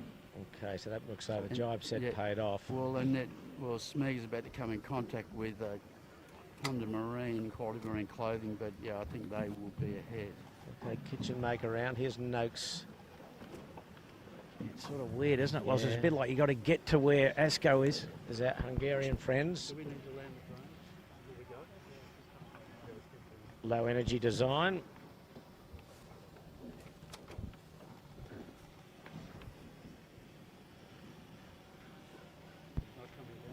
Dal Zotto. Jack Spragg. Probably having their best race so far. Now here comes Rag and Famish. Cooper's 62, they just had a capsize. And here comes DeLonghi. Vintech, long way back. Yeah, that's a shocker. Yeah, haven't done well. So Asko got in front of CTEC downwind of us there. Okay, so heading down the bottom for the final lap. The leaders will be getting down towards the Rag and Famish having another shocker. Just got the foot of the chute in the water and nearly rolled them over. So we'll go down the centre and pick up the leaders. So they're running back towards the starting area at Taylor Bay for the second time. And remembering they've got a gate, they've got an option of 2 marks to turn around. And then they've got a final beat up into Rose Bay and then the run to the finish. So just over halfway through this race, and it's there for anyone really. The top 6 or even 10. We've seen so many changes of lead that you wouldn't Pete, write anyone off at this stage. I think Yamaha leads pretty easily. Knights Frank on screen around the mid-pack. Sorry, Honda. What am I saying? Honda. Yamaha Honda, sorry. Okay, well that's interesting. If Honda does lead, well, he's strong from a regatta perspective.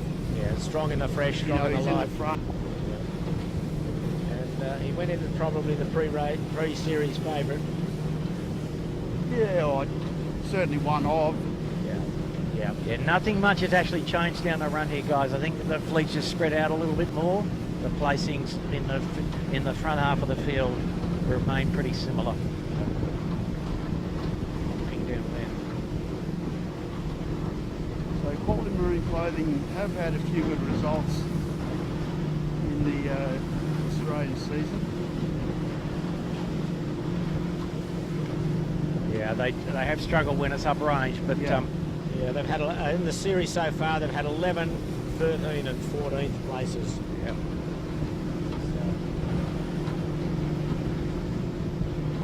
Having their best race, obviously, regatta. Yeah. So down the bottom, Honda is going for the drop. Yep. In the lead. Yep. Triple M. Second, I think, Triple M. Yep. So that's a little bit of a shake-up, but basically Quality Marine went a little bit the wrong way there. And Maersk hasn't done that well either, particularly either. Smeg's got distance on them. Quality Marine's had a bad drop. Yeah, he's a bit out of whack there, isn't he? Yeah, they've gone way past the gate, the left-hand gate looking upwind, way past and given the lead back to Triple M. Unlike those boys, but anyway. So you see Speg barrelling in a moment. He'll be, which mark's he going for? Your same mark. Yeah, so all the same as the last time. Quality Marine having a problem. Doing the big turn. Yeah, Smeg, very late drop. Yep, but they got it done. Yep. Here's Frank Hess. Frank Hess, yeah. And then Maersk will be next. So there's nothing in it in the leading 4. It's only a couple of boat lengths or less between each of them. Maersk now coming in. Pick it up, guys. Yeah. Okay, there's the 4 leaders on starboard. Oh, Triple M. Not a smooth drop on Maersk. Not by any stretch. Yeah, look, it's going to be a lure drop as it turns out. No, he's right. He's fine. Lucky it's light air. He's fine. Mainsail's got to come on though, guys. Yep. That's not very tidy. And Knight Frank getting a bullet. Oh, Smeg just tacked off. Big lot of wind. First attack, yeah. Big lot of wind. If Maersk could tack, they'd be in with a chance here. Yeah. So this is going to be tight. Knight Frank, if we look to the right, we've got really good little puff. It's a big header. So Knight Frank can turn inside. CTEC keep on this bloke. Asco coming round now. No, okay, they're late. behind. C-Tech next. This could get messy here between Lumix and Finport. Could get messy, well, it already is. Finport's got the rights.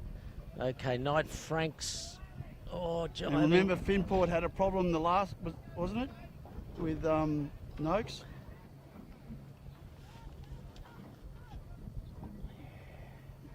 That's all very untidy, isn't A bit it? of yelling going on there.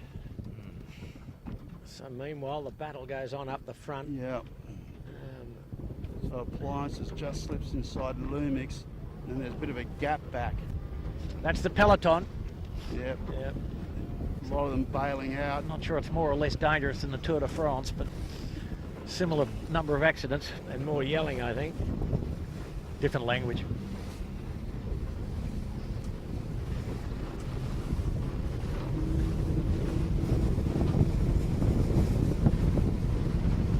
So we'll get up there towards the leaders. There's someone in the tide, we can't make out who. I think might be one of the Europeans. Just looking at the deck.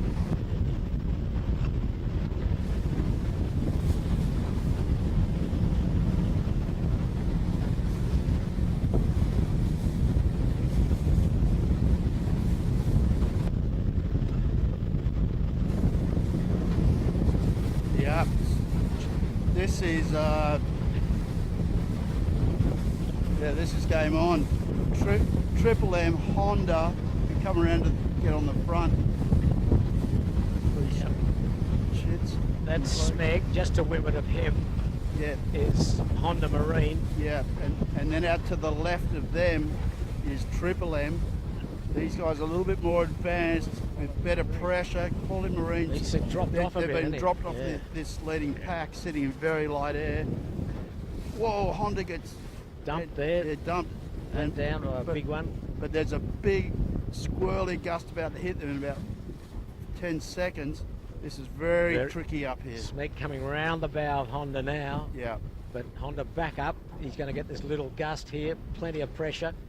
Smeg's done nicely. Smeg's nicely on the outside of the puff, which is the right place to be. Yeah, look, lifting. Now Honda gets lifted. Oh, wow. Honda went up about 30 degrees there. And these two are closing gauge with Triple M. Yes, Triple M in a cloudburst where he is. Yeah. Incredible. And the other guys have all got dropped off. So the rich have got richer here. So the left didn't pay. Not at all. You had to, Yeah. Needed attack at the mark, I think. Yeah. Well, that's what Smeg did. He went Reeve was so far left, Pete. It Yeah. was... Blake's too busy worrying about their boom bank settings and things. Okay, they're just going into Shark Island. That's the lighthouse just to the right of Smeg, you can see. And they're about 2/3 the way up this final beat. Yep, they've both been headed, Pete. Yep, they're going to get the nice right hand around the side of the island. And who's going to tack first? Smeg will have the rights when he tacks, but They're going to hope Honda tacks, but Honda's going to wait, and it's a waiting game. Put a bit of pain on them, I think. Yeah, there's not much Smeg's pressure going to here. be forced to There tack. goes Here Smeg. they go. Yeah, Honda's across him. Yeah, and bang, there they right go. on top of him. Yeah. And they'll probably I don't think I'll come out. worry Smeg too much. You'll just put the bow down now and go forward. Not a big loss in these boats. I mean, I'm fairly sure in Lee's head he See would have Triple seen M it come coming. out, and he will be close to them. Yes. Triple M, he'll be across them both. So halfway left might have paid. Yeah, Maybe. Smeg goes back. Yeah, I think he had to actually. He was down and he was in. Well, it's a left-hander, Pete, Yeah, and it's a that's puff, right, so he's yeah. he's tacked on the left-handed air. Have a look at him now. He'd be all but in front of Honda, wouldn't he? So Triple M still maintains the lead from the bottom mark, right? Yeah. And the other boys have gotten dropped off. The Mersk has had a little park up and just a big spread out now. Where are they, Andrew? Right back there behind Oh, the jeez. Okay. Had no wind for a while, so bit of bad luck for them. So looking ahead, there's a heap of pressure coming. That's a relative term. Probably double the pressure that they're in now. They're about to come coming into. to Smeg. It's just those yachts that going ahead of them have really got nice breeze. Smeg's going to get it first, Pete. Yeah. Triple M. Smeg just coming into no, it. Triple M got it first. Oh, well. Wow. The Smeg just getting it now. Just 3 on the wire. There we go. 3 strings. Geez, Honda's, just to let you know, folk, Honda's really thrown the dice and banging hard over to the left shore here. Smeg got terrific pressure. There's Honda. He's still going on starboard, right into the Vaucluse shore. A couple of yachts make things a bit interesting here. All in marine clothing, just, I don't know what, maybe 70 metres behind in the centre. Have a look at the left here, was. Yeah. Smeg and Triple M way up in pressure. Any higher will take. Yeah. Now they're easing sheets, look at that. And you want to be careful with your trapeze height here, which we've seen them get dropped off so quickly. Okay, Smeg's just round this yacht. Yeah. Which is good. Well, the yacht's going to the little cant here. So you'd think that Smeg might, oh no, he's just going to keep stabbing. And you can see in the next line of breeze up past the ferry wash was, and I think that's a header. Yeah. Well, they'll be hoping. Pretty solid gain, I think, Pete. Yeah. Well, that's where you think the breeze. They're on the lay line. They should tack these guys. Not on the lay yet, Andrew. Yes, they are. Skinny lay. Look at the mark. Okay, well, here we go. There they go. He's going to tack into a beauty too. It's a cracker. It's an absolute perler. Come on, boys, swing it down. Triple M. That's the ticket. It's on top. And Triple M can reach in from there. Not so the Smeg. Oh, they'll be short. Anyway, we'll see. Anyway, the Honda's coming up. You see him in the distance on port. He looks pretty good. Well, the right hand here just went behind him. Yeah. It was very localised. So Honda will lead at the moment by the look of it. You don't know, Pete. This one, it could be a... This one here's got a bit of right. Look at Triple M now. Yeah, this... So it's Honda, Triple M and Smeg vying for the lead. But it looks like Honda's sneaking along that Vaucluse shore. Except he's going to come to this header here. Yeah. Triple M not far off a lake. You said Smeg was going to lay, Bucker. Yeah. And Quality Marine will Without be a doubt. Well, the wind direction they tacked him. Okay, Bucker. But yeah, they're not going to lay, but they're not far off it.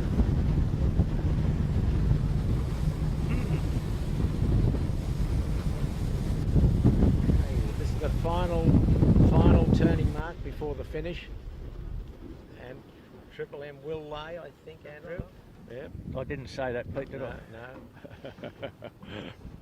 He's in the lead, and he's laid. So Triple M nothing leads. changed, right? No, not much. So out of all of that, Well, Quality Marine dropped off. That's all those computations. Smeg just didn't get in there. He missed it by 2 boat lengths. Okay, Honda second and Smeg third. Yeah, jibe set for Triple M. Honda's going to have a crack at the wind. They're going to go a slightly different way. Well, it's What's amazing. Smeg going to do here? Breeze has gone light. Smeg Heart in the gives mouth the mark stuff. a little bang. Honda's got a poor set. Yeah, okay, Smeg jibe sets. Honda's got a poor set and no wind. No wind, gee.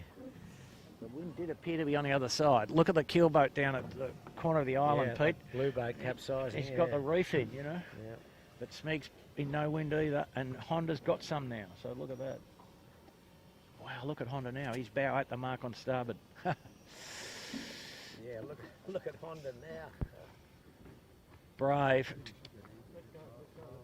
Quality Marine will be fourth. Honda's looking pretty good, boys. They're headed and they've got pressure. We've got to get past Nielsen Park, which can be untidy. Now he's up again. He's up again. I think the Triple M's gone okay, was. Yeah, I'm not saying which is the right way to go. That's Triple M going down Shark Island in the background. Just this run to the finish. Anyone's race. So we got Smeg, Triple M and Honda. Honda's now got the pressure. Smeg's in the most wind now. Yeah, Smeg's smoking alongside Shark Island. Come around to your left a bit, Blake, and you pick up Smeg. Tighten up on that. Anyone's race for these top three. Smeg's still got great pressure down the side of the island. Here's Honda heating up, heading almost into Steel Point at Nielsen Park. He's got not much wind where he's going. I think he's going to little puff now, but what's the tactic? Jibe out, Andrew, or keep going? Although he's sticking with it, Honda. He's got a little puff now that'll last him a little while. Yeah. Get him out past the point. So, you know, the other guys have Smeg probably not far off a low line to the finish. But light where but Honda's typically going. Here for Honda, he's going to get less wind here now for a bit. So I think the Smeg is probably favoured at this moment because of the light air that Honda's got. Yeah. Just watching Honda now, they're anxiously looking around and looking ahead. It doesn't look much breeze where they're going. No, the they're puff, thinking about a jibe. There they go. They're going to jibe. There's a puff where we are, which is where they go back and engage the other two who look to have jumped Honda here. Yeah, I totally So agree. the jibe set was obviously the tactic there, I think. Yeah. The Triple M is gone, and I think the Smeg will get second here, but it's close. It is close. Smeg VMG running was. Yes. Honda, but probably on a lay or very close too. There's Triple M with the black spinnaker. Smeg with the red spinnaker now will cross well ahead of Honda. So it's a race still in 3. You wouldn't discount Honda yet, but he's got a lot of work to do. He's going to. No, time Peter, will not be his. he can't make that up, Peter. I don't think. Time and distance will not be his friend here. Honda's Smeg and Triple M are both in plenty of air, and I think Smeg is on the lay line. Honda driving back now. As he has to. Yeah, exactly. And he hopes he gets a big header and Smeg has to drop the chute or something. But yeah, no, I think Smeg's laying. I think Triple M will have to jibe. So it's a yacht race. Well, as we expected, it's very close. Still, even with 300 metres to go, it's anybody's race. Triple M and Smeg, you'd think, would be the two favoured boats at this stage. And Honda Marine and Honda Marine third, and Quality Marine Clothing in fourth when we left them. We're on the race leader at the moment, Triple M. He's been there or thereabouts all day, but Smeg getting low with pressure. I think Smeg's the leader now, I Pete. think he is. I think he is. Yeah, Smeg's coming through like a freight train here. Boy, doesn't he need this. He does. He He did say normal service would resume today, Pete. Yeah, but has he given them too much of a break? Of course he has. But It's a long line. you know, Where's the other end of the line? well, they've left the start line in place, haven't they? Yeah, yeah. Oh, Yep. So have it's a they? long Wow, line. it's a so- huge line. No, it's going to favour Triple M here. Yeah, Triple M's. Yeah. Unless something dramatic happens. Yeah. Well, it's a long line. It's Where is the end? We can't even see it. down here. Oh yeah, there it is. There, yeah, of course. It's a huge finishing line, and it's going to favour Triple M. He's just going to probably won't even jibe. He'll just go straight in here. He can lay. No need to jibe. No need to jibe. Good on him. Good job, boys. And they'll be happy too. They've been on the centreboard a bit much in the first 3 races, Pete. Yeah, well, they had an injury with one of their crewmen Yep. yesterday. So I don't know who's in the middle of the boat today. Is that Pistol Pete? No, I think Tommy Anderson was sailing on one of the boats. I saw him in the park. I'm not sure, Bucko. Okay, so there's There's not much in it though. no. Honda's had to jibe away again. So that's how, Okay, Triple how M will crazy win. it was. There's our winner, Triple M. Smeg a very close second.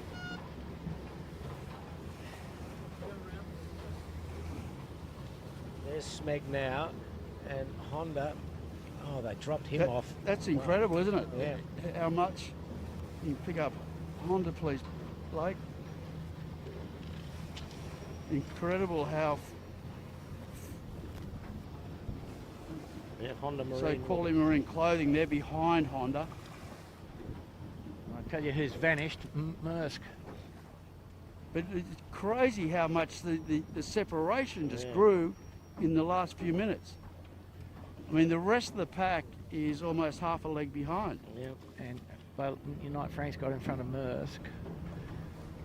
Quality Marine, and it's going to be close here. Honda barreling in third. Yep. Quality Marine is going to get fourth. Quality Marine fourth. And coming with a puff. Next, here's come Quality Marine. Got good pressure. They were there or thereabouts all day. Yep. So they've sailed a pretty good race, Yeah. but so Honda's going to lock quality, Maersk out here, I think. Knight Frank. Sorry, Knight Frank. Knight Frank. I think Knight Frank might be able to get there, Pete. Don't know. Yeah, that's what he's saying. He's going to lock them out. So that's the Hooter for Quality Marine Clothing. They're fourth. No, Maersk is forward and bow down on Knight Frank. So He called a drive in front of Knight Frank there. yeah, but he's going to lay. He's going to lay the boat. No, he's going to jibe. No, Maersk will get there. Maersk will be fifth. Yeah, just. These guys have got a good race. So Maersk, it's enough. Probably bow forward enough. Yep, yeah, he's bow forward. And Asco coming down as well. Sixth. Asco, yeah. So and next is Asco. Yeah, he did okay, Asco. So seventh. Yeah, they came back very, very well. Yep. So just looking over our shoulder here, guys, while we're finishing, the Harkin over here didn't finish by the look of that, eh? No, what's happened there? Well, they might have got recalled. I don't know.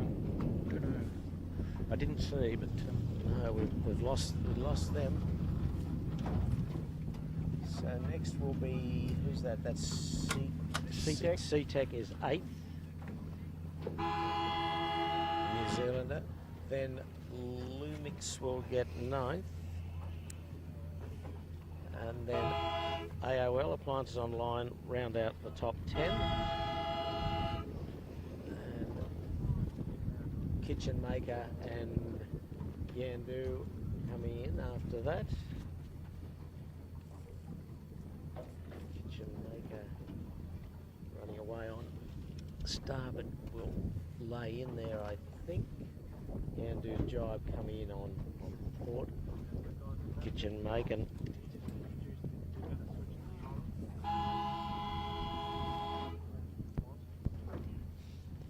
Okay. Kitchen Maker 11th and Yandu coming in 12th spot.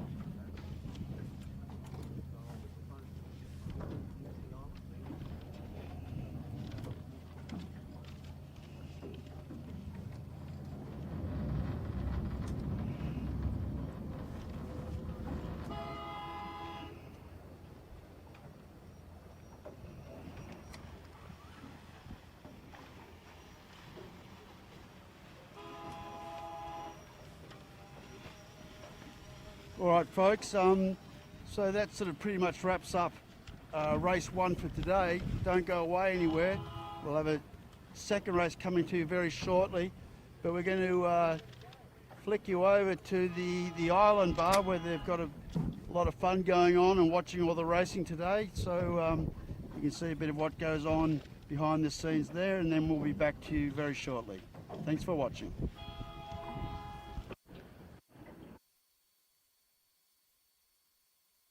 Closer to me than the middle of the barge. Well, ready to take some bets. All right, here we are out on the island. One of the hottest tickets in town today for the Skiff fans. There's boats everywhere around us. People here having drinks. It's all happening. We'll just grab Chris Links here, former main sheet hands, won the JJ Giltinan many a time. Linksy, how's it going out here today?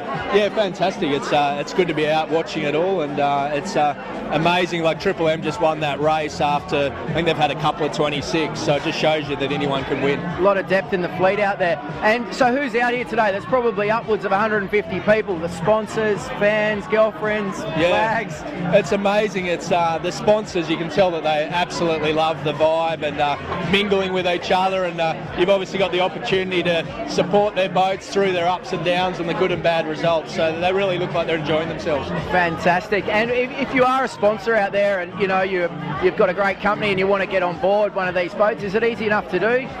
Yeah, I've basically just got to approach the Double Bay 18-foot Skiff Club, and they've been running this whole program for many, many years, and it gets better every year. The footage and the coverage now is unbelievable, and you see a lot of sponsors will bring their team out here as well to experience it all. It's a pretty tough day out on the harbour. So. It is, yeah. It looks pretty tough. Plenty of beers flowing. All right, thanks very much, and we'll see you around. Cheers, Linksy. All right, we'll just go for a bit of a wander and see if we can catch up with a few faces around the place. As you can see, everyone's having drinks and things.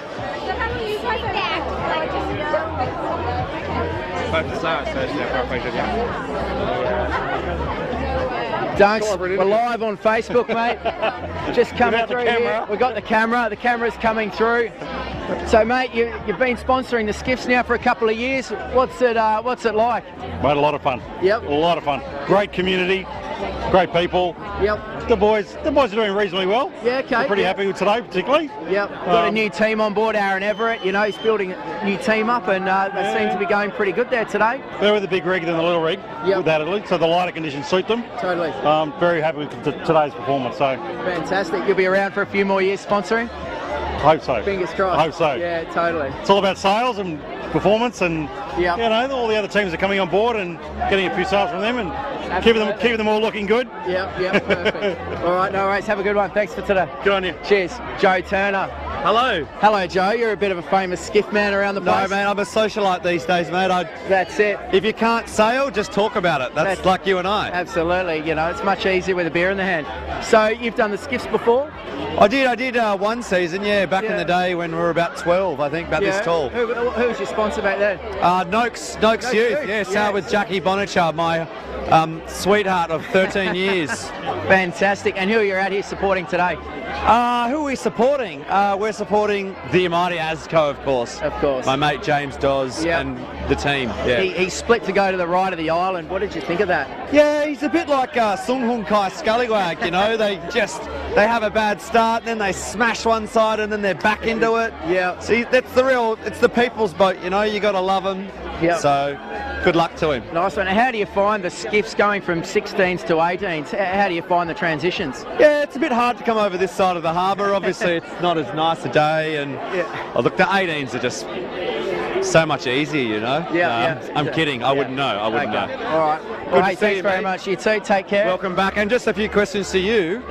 How was the 10,000 miles from? 7, I think. I don't know. Hong Kong. Oh, you know, actually, straight line it was 7, but you sailed about 10,000 miles. We did. We like to go west. Life is peaceful there. We said the whole way. West is best. And what do you do when there's 1 week of 3 knots? You get a good suntan. I do. Yeah. I bet you do. You do. Well done, Marcus. Thanks, mate. Cheers for the interview. All right. We'll keep wandering through here. We'll see who else we can get. You can see over behind me, there's some guys doing a little bit of betting. You know, getting on board, doing some good things. Not sure if we're meant to be talking about that on TV, so I might stop. We'll just slide through you there.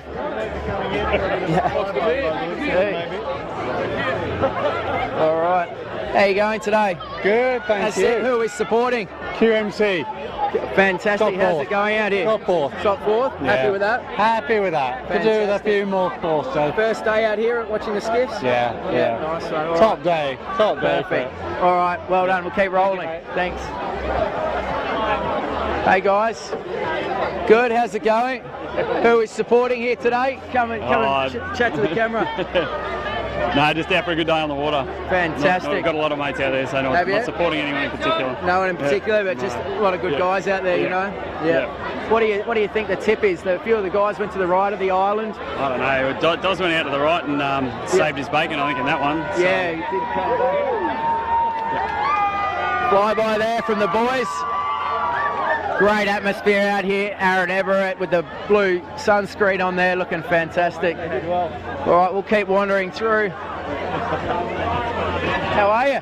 How are you, Marcus? Fantastic. Well. Yourself? Absolutely. Can we grab fantastic. a quick interview? You certainly can. Fantastic. What do you think of it out there today? Oh, look, it's a tremendous breeze. Really, really good sailing. Yep. I think the Honda came through well. Yep. But the Smeggy boys, eh? Yeah, I know. It's good to see them get up. Absolutely, absolutely. You've won this whole JJ event before, haven't you? Yeah, a couple of times, yeah. Yep, that's the go. It's, you're a helmsman, mate? No, I do the hard yards, mate. I've got no knees on the bow. Oh, it's always tough, isn't it? Certainly is, yeah.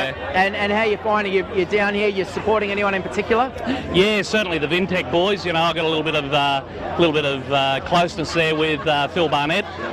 He was machine hand for so many years on the Chesty Bond, along with Trevor Barnabas skippering, and his young bloke Sales Sheet on the Vintech. So we're after those guys to do well, and they've put some good performances together for a bunch of young guys.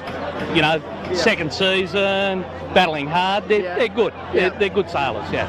Perfect. And then these new boats, obviously back when you were sailing them, you had a lot wider wings, taller masts, more sails and things. How do you think the classes progressed, I guess? And well, obviously it's it still is a development class. They're the fastest monohulls in the world. You know, you can stick two wings out the side of something and call it a superfoiler. Doesn't help. But you know, these things still do 26 knots downwind. They still take three guys to balance the boat, and they can fall over very, very easily. So you know, it's a skill craft. You know, that market you've been there. Absolutely, it makes for some great footage too. Absolutely, absolutely. Right. We'll keep enjoying the day. Thanks for your time. Good on Speak to you you. soon. Well done, mate. All right, no worries. We'll keep wandering around here. They're standing right beside me here, very eager to take a bet. We grab you for a second there. So, you're here supporting the ASCO? Absolutely, mate. Fantastic. Nice to advertise. Yeah, all good. And how'd the boys go out there today? Showed some good where we form, finished. but just enjoying the drinks? pretty much having a ball. Fantastic. It's always a good day out here. It is. No worries. See you later on. Cheers. All right, we'll keep wandering around, see who else is here. Hello. People ducking and weaving. No, not many people want to get on camera. Okay. All right, as you can see, amazing day out here on the water. Everyone's having a great time. Drinks in hand. All good. And we will send it back to the guys on the commentary now, and we'll be back with you again later. Have a great afternoon. You're doing a great job. Cheers.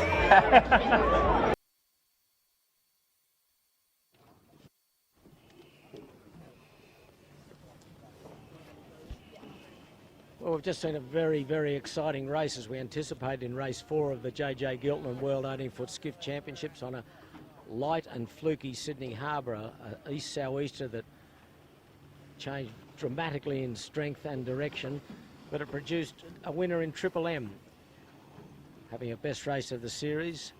She was first, Smeg second, Honda Marine of New Zealand was third, Quality Marine Clothing fourth, Maersk Lines from New Zealand 5th, Knight Frank, another New Zealander 6th, Asco 7th, SeaTech New Zealand 8th, Lumix 9th, Appliances Online 10th, Kitchen Maker 11th, Yandu 12 and Finport 13. And going into this race today, Harkin, who was on points 4th, they unfortunately had a drama with their spinnaker. They pulled the clue patch out of their spinnaker and didn't finish. So after 4 races, we look at the points, which are starting to show some meaning, I think.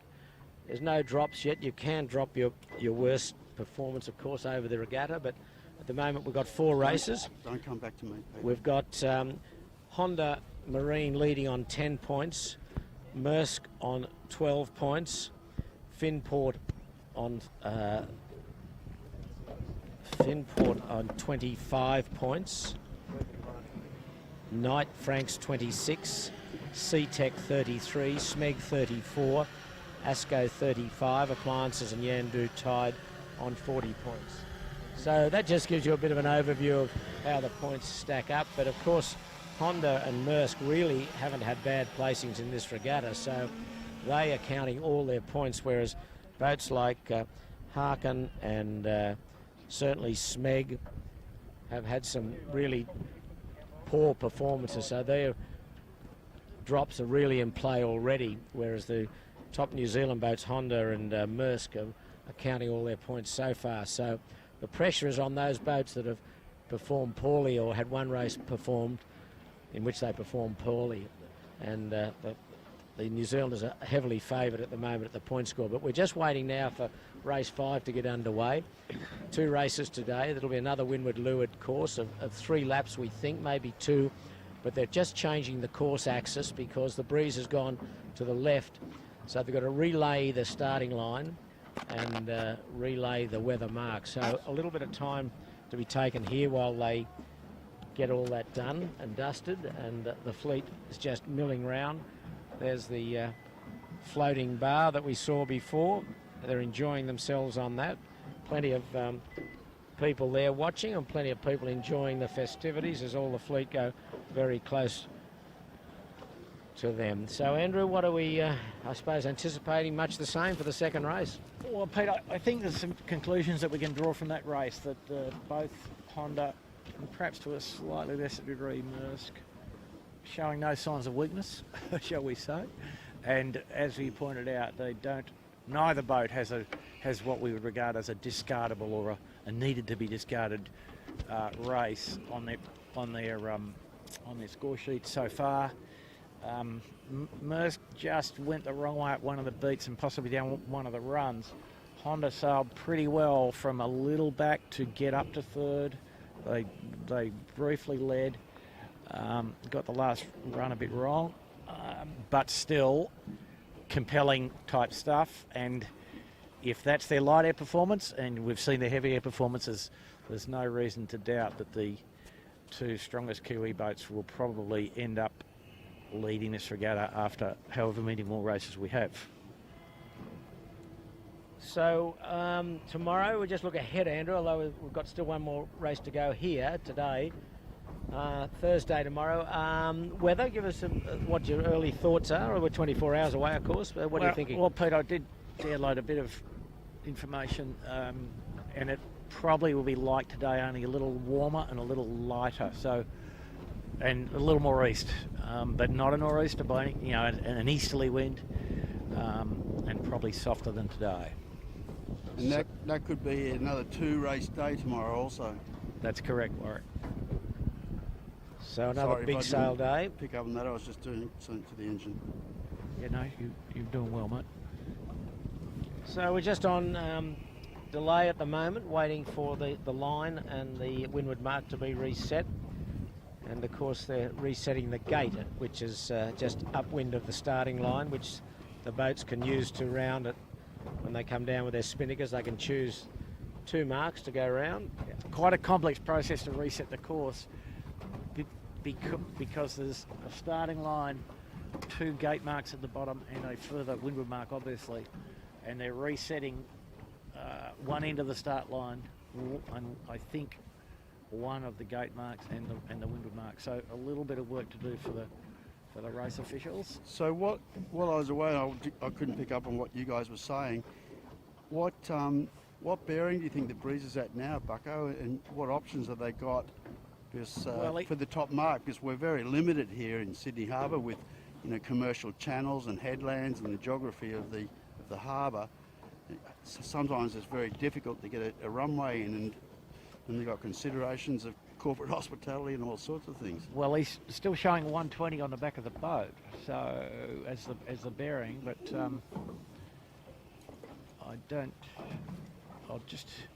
that's not a big move, relative to what the wind's done. So I don't think that's his final decision there. I can't see the mark boat moving the windward mark. Because the start boat seems to be moving around a heap, doesn't it? Like the wind direction, in other words. Oh yeah, but here we go. The breeze has gone back to the right now, in fact, so it's not all that stable, is it? So have they moved the pin end of the starting line yet, or not? Well, there's nowhere to move it to, but they've got to move the boat forward. Yeah. The pin's about as close to the. So they're pivoting around the pin, obviously. Exactly. Yeah. So I think you'll see them move the boat. So if you're just joining us, we're just waiting for the start of the 5th race on the harbour. We've already had the 4th race today.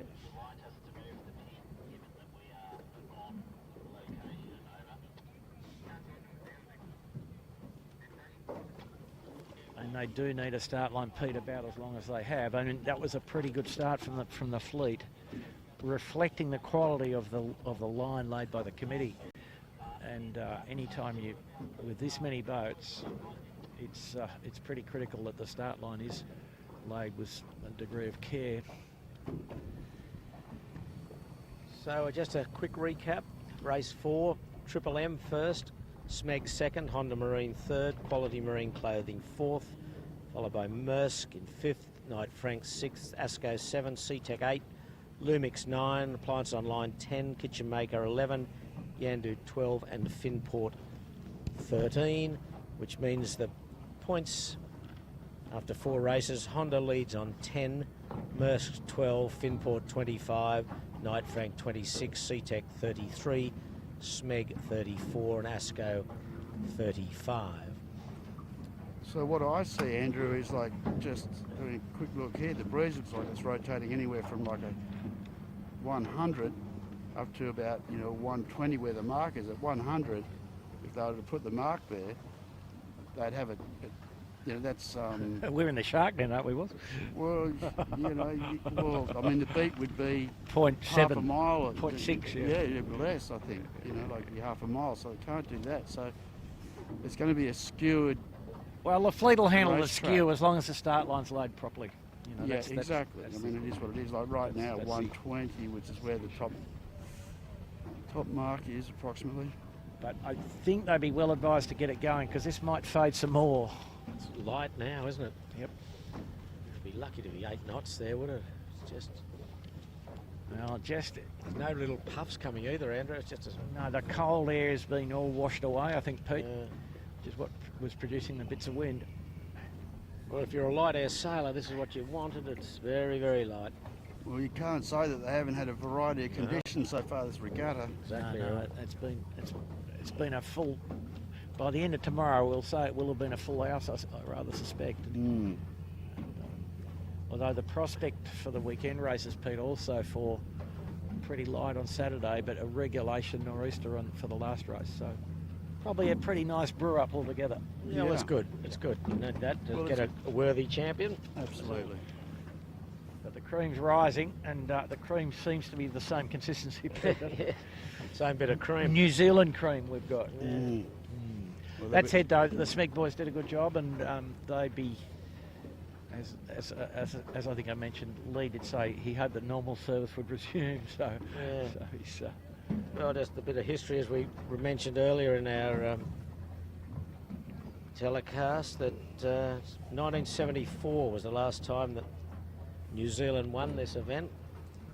Terry McDell aboard Travelodge New Zealand. So at the moment, you'd have to say that the Kiwis may fly again. Terry McDell, his brother Kim, yep. And Peter, your namesake, Pete. Yes, come on, Andrew, what's his surname? Oh dear, I knew you were going to put me on the spot. Well, you started it. You started it. Help me out, brother. No, you won't get help from Pete.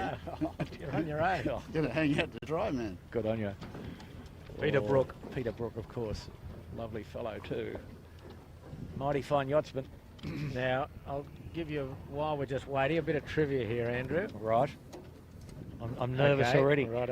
Who's lying second in the regatta at the moment on points? You've got Honda Marine first and second. Oh, Maersk. Maersk, right. They're just in front of us, Maersk line now.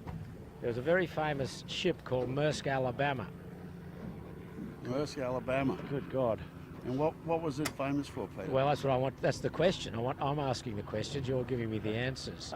No, this is totally directed at Bucker. Yeah. Do you know the answer, Warwick? I'm not going to let on. Maersk, Alabama, Bucko.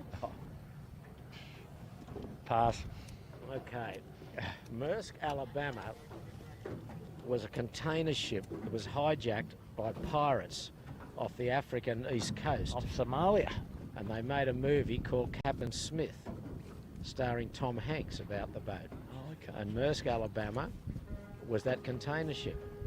And they had to put the Navy, the captain, was it Captain Smith? I think that was Captain Phillips. I'm sorry, Captain Phillips. And they made a Hollywood movie about it. I think it won a lot of awards. And the captain was, it's a true story, the captain was put aboard a lifeboat and set adrift with a couple of the hijackers, or pirates.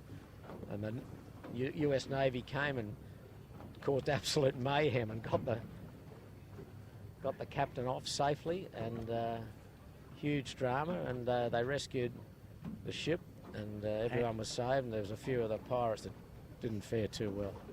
So there you go. No, I do recall the story now that you mention it, Pete. Captain Phillips. And he got an award for bravery, I recall. I think that's right. That's yeah, correct. Because and I think he went back to sea after that as well. Yeah. Maersk, Alabama. Well, they sorted out the pirates, you know, in prompt order. The US 7th Fleet. And what was the name of the warship that came and rescued them? Okay.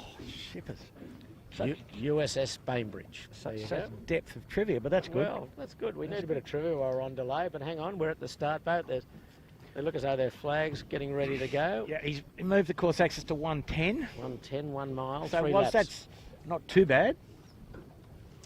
No, that's right. It's sort of, so we're just going to try and get a visual on that top mark. Well, we could see it before, Andrew. I mean, yeah, yes, okay, I can see it. I can see it's right. Yeah, so it's not to too the right bad. of the convent. Okay, 5 minutes. 5 minutes to So go they're for still heat 5. saying 1 nautical mile. So yeah, so just moved it across to the extent that he could. Yeah, we can see it up there. It's a mile away, I can tell you that. I thought we might have been visiting the shark net at Nelson Park, but there you go. Okay, so on the committee boat Ripple side, you'll see the flag go up for 4 minutes, which will be the blue Peter. And look at this, boys. A couple of grey clouds and the breeze pinging back to the right where we are on the little camera code. Okay, where do you want us to start, Andrew? Where should we be? Where the wind is, Pete. Okay, that's the very handy answer. I think a bit more pressure in the right, I think, Bucko, isn't yeah, I it? think the right will be favoured at this moment. But there's typically hard to go left here where the intrusion of the highish land behind Nelson Park tends to soften the breeze on the left-hand side. And if you look at, there's a, it's out of shot, there's a midweek race. The boats are finishing up in Rose Bay. They seem to have pretty good pressure out there. Oh, it's light though at the starting area. We're very light. I want to go up towards Shark Island in our little yacht, don't you, mate? I'm with you. Yeah. How to get there is a tricky problem. We've only got about 8 knots maximum here, haven't we? Andrew? Less, mate. Less probably, yeah. 6, 8 in that range, broadly. And not a couple of little squirts, but not much. Many little squirrely squirts have gone away. Well, there's a bit of grey cloud coming, so we'll get a bit more in a minute, but it'll go back to the right a bit too, I think. And it's here now, actually. Pete, look up wind now. Wow. Yeah, there's a little bit. A little bit of right. So we've got, how long, boys? We've got about coming to about 3 minutes. 3:15. 3:15 exactly. Oh. GPS time, Pete. Yep. To the nanosecond. No, that was my finger on the watch this time. So I'm about a second out, but I'll get it synced on the 1 minute.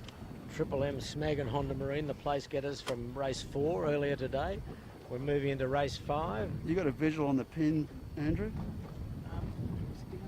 Just straight through Knight Frank. Yep. Oh, okay. I've got it just right on the rocks. On the rock, so that's so you can't start there. So you can't. They're not going to be able to use part of the line. No, it'll be okay. Really? Yeah, I think it's okay. We'll lay across. Geez, it's a big. It's a little way off. Well, I'm going to start near the boat. Off the brick. I'm in the same boat as you was. We're going to try and start at the boat. And the breeze gone hard right here, guys. Look at that. About 2:20. 2:20. I'll get it exact on the 1 minute, shippers. Okay. Right on the start line here, you can see right down on the shore that black and white check mark. There's a couple of power boats around that mark. There'll be a big, you can see it, but a little bit of breeze, sky clearing again. Right-handed. Be a big raft up at the Little boat. gust here. At the boat, the fleet is all stacked up at the windward Yeah, end. they're all lining up. Guess what? They were listening to us, was? Well, they're all setting up 49er style. I reckon there's going to be action at the boat. I think there's going to be a lot of barging going on. There's a lot of boats overlaid for the approach to the start boat. Where's Peroni? And Kitchen Maker, well overlaid, one of our favourite ones. The Peroni's in good nick on the ley line to the committee boat, Pete. Good, So, I like it. Harkin's in good shape there. He's furthest left and leeward. Yeah, so no one's going down towards the pin, Bucko, voluntarily. No, that was SeaTech down there, sorry. There's a lot of, some blokes are going to get closed out here. Absolutely. Absolutely closed out at the windward end. Kitchen Maker out of shot. Is, I think they're out of shot, yeah. They've had to go back and they're going to find some pain to find a hole to get through Vintech. Quality Marine Clothing, they're looking at a major barge. 1 minute. Quality Marine in real risk territory here. Wow. No room there. No, You're over, Aaron. Oh, no. He's not gonna, I don't think he'll live there for a minute. If he does, it'll be a miracle. Exactly. Oh, so Vintex, some yelling. what's Vintex? Oh, well, they're going to barge in here. They're going to hit everything. They're over. Gone. So they're going to have to come back. Be a general recall here, guys. Yeah. It looks stacking up that way, isn't it? There you go. They've AP'd it. They've postponed it. Yeah. See, the breeze hard right. And so, look at that. The breeze. Look at Smeggy's head to With 30 degrees to the right. Yeah, a little bit more gusty. Yep. There's a grey cloud arrived. Yeah. So, postponed start. That was sort of on with a minute to go, wasn't it, really? Yep. So I think what he might do is he might relocate the committee boat, I think. Stretch the line out to the west a little. Yeah. To the southwest at least. Yeah. Or move the whole lot a bit closer to the channel, bucko. Oh no, there's enough bay here. No, it's the pin that I'm sort of looking at. Anyway, a few of them are using this as a bit of a trial to see what's going on. But it's almost like if you could have got out of there and tacked immediately, you would have been in good shape, right? In the puff here would have been pretty good. Yeah. Problem.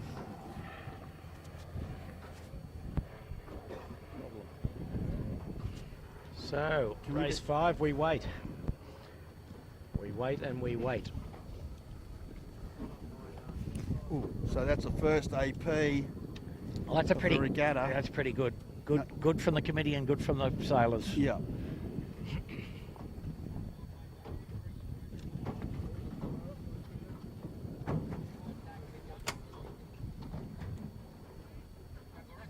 Good crowd out here for midweek. Yeah. Well, they are moving the pin. You can see the. Well, I mean, Pete, it's a paradox, but you know the breeze went a long way, and they're just going to put the pin back to where it was before. Yeah, yeah, basically, yeah. So, well, you got to encourage them to get down there, don't you? Of course. You got to put a bit of bait. Yeah. Yeah. Dangle some bait. You're dead right. So they've moved it enough to do that, and it's now clear of the point was. So your phobia about hitting the rocks is eliminated. Yeah, exactly. I mean, you can lay across the rocks. One day, Warwick, you're worried about hitting the rocks. The other day, down sending them. George is sitting here over the reef. Gee. No, he had a new centerboard with a wheel in the bottom. He was entirely happy. Had a retractable one. Retractable rudder and a centerboard. Yeah. Very handy. For people who didn't get to watch the race from yesterday, there was some pretty brave action.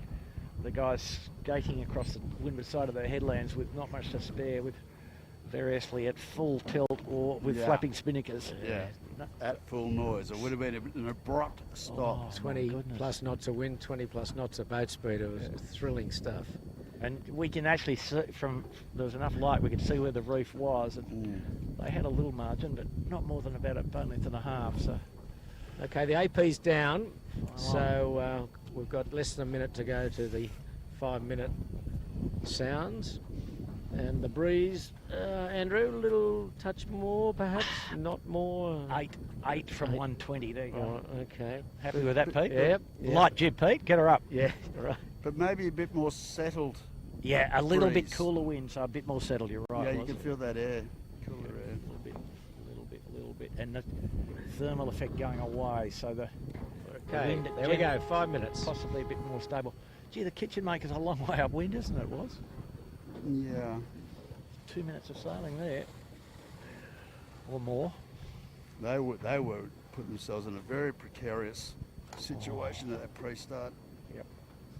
There was disaster from about 2 minutes out. You could see it happening. It's all stacked up on the weather end. And they bailed out late, and they weren't going to get through.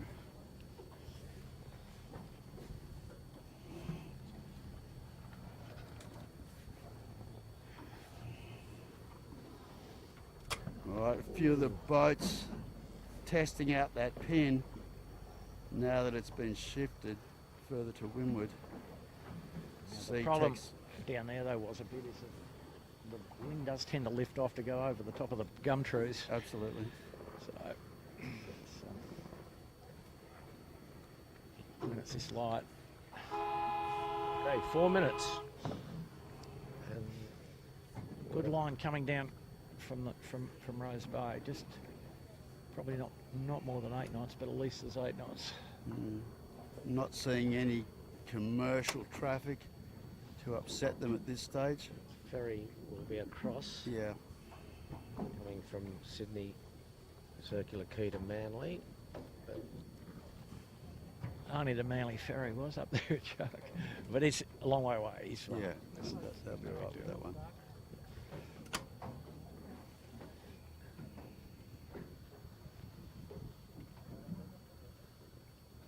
Okay, race 5 is about to start. 3:15. Just over 3 minutes to go. Little puff drifting across the race course, which will be gone by the time they start. And it's a very light breeze. The course is set at 110 for 1 mile, and we do 3 windward legs and 3 leeward legs, finishing downwind. And start all important, and then which tack and track you take upwind also.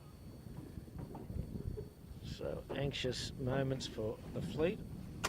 All 25 of them are here in certainly much quieter conditions than the first 3 days, when we saw a lot of capsize, a lot of retirements, but all boats finishing this first race, and now just all here to start the second race.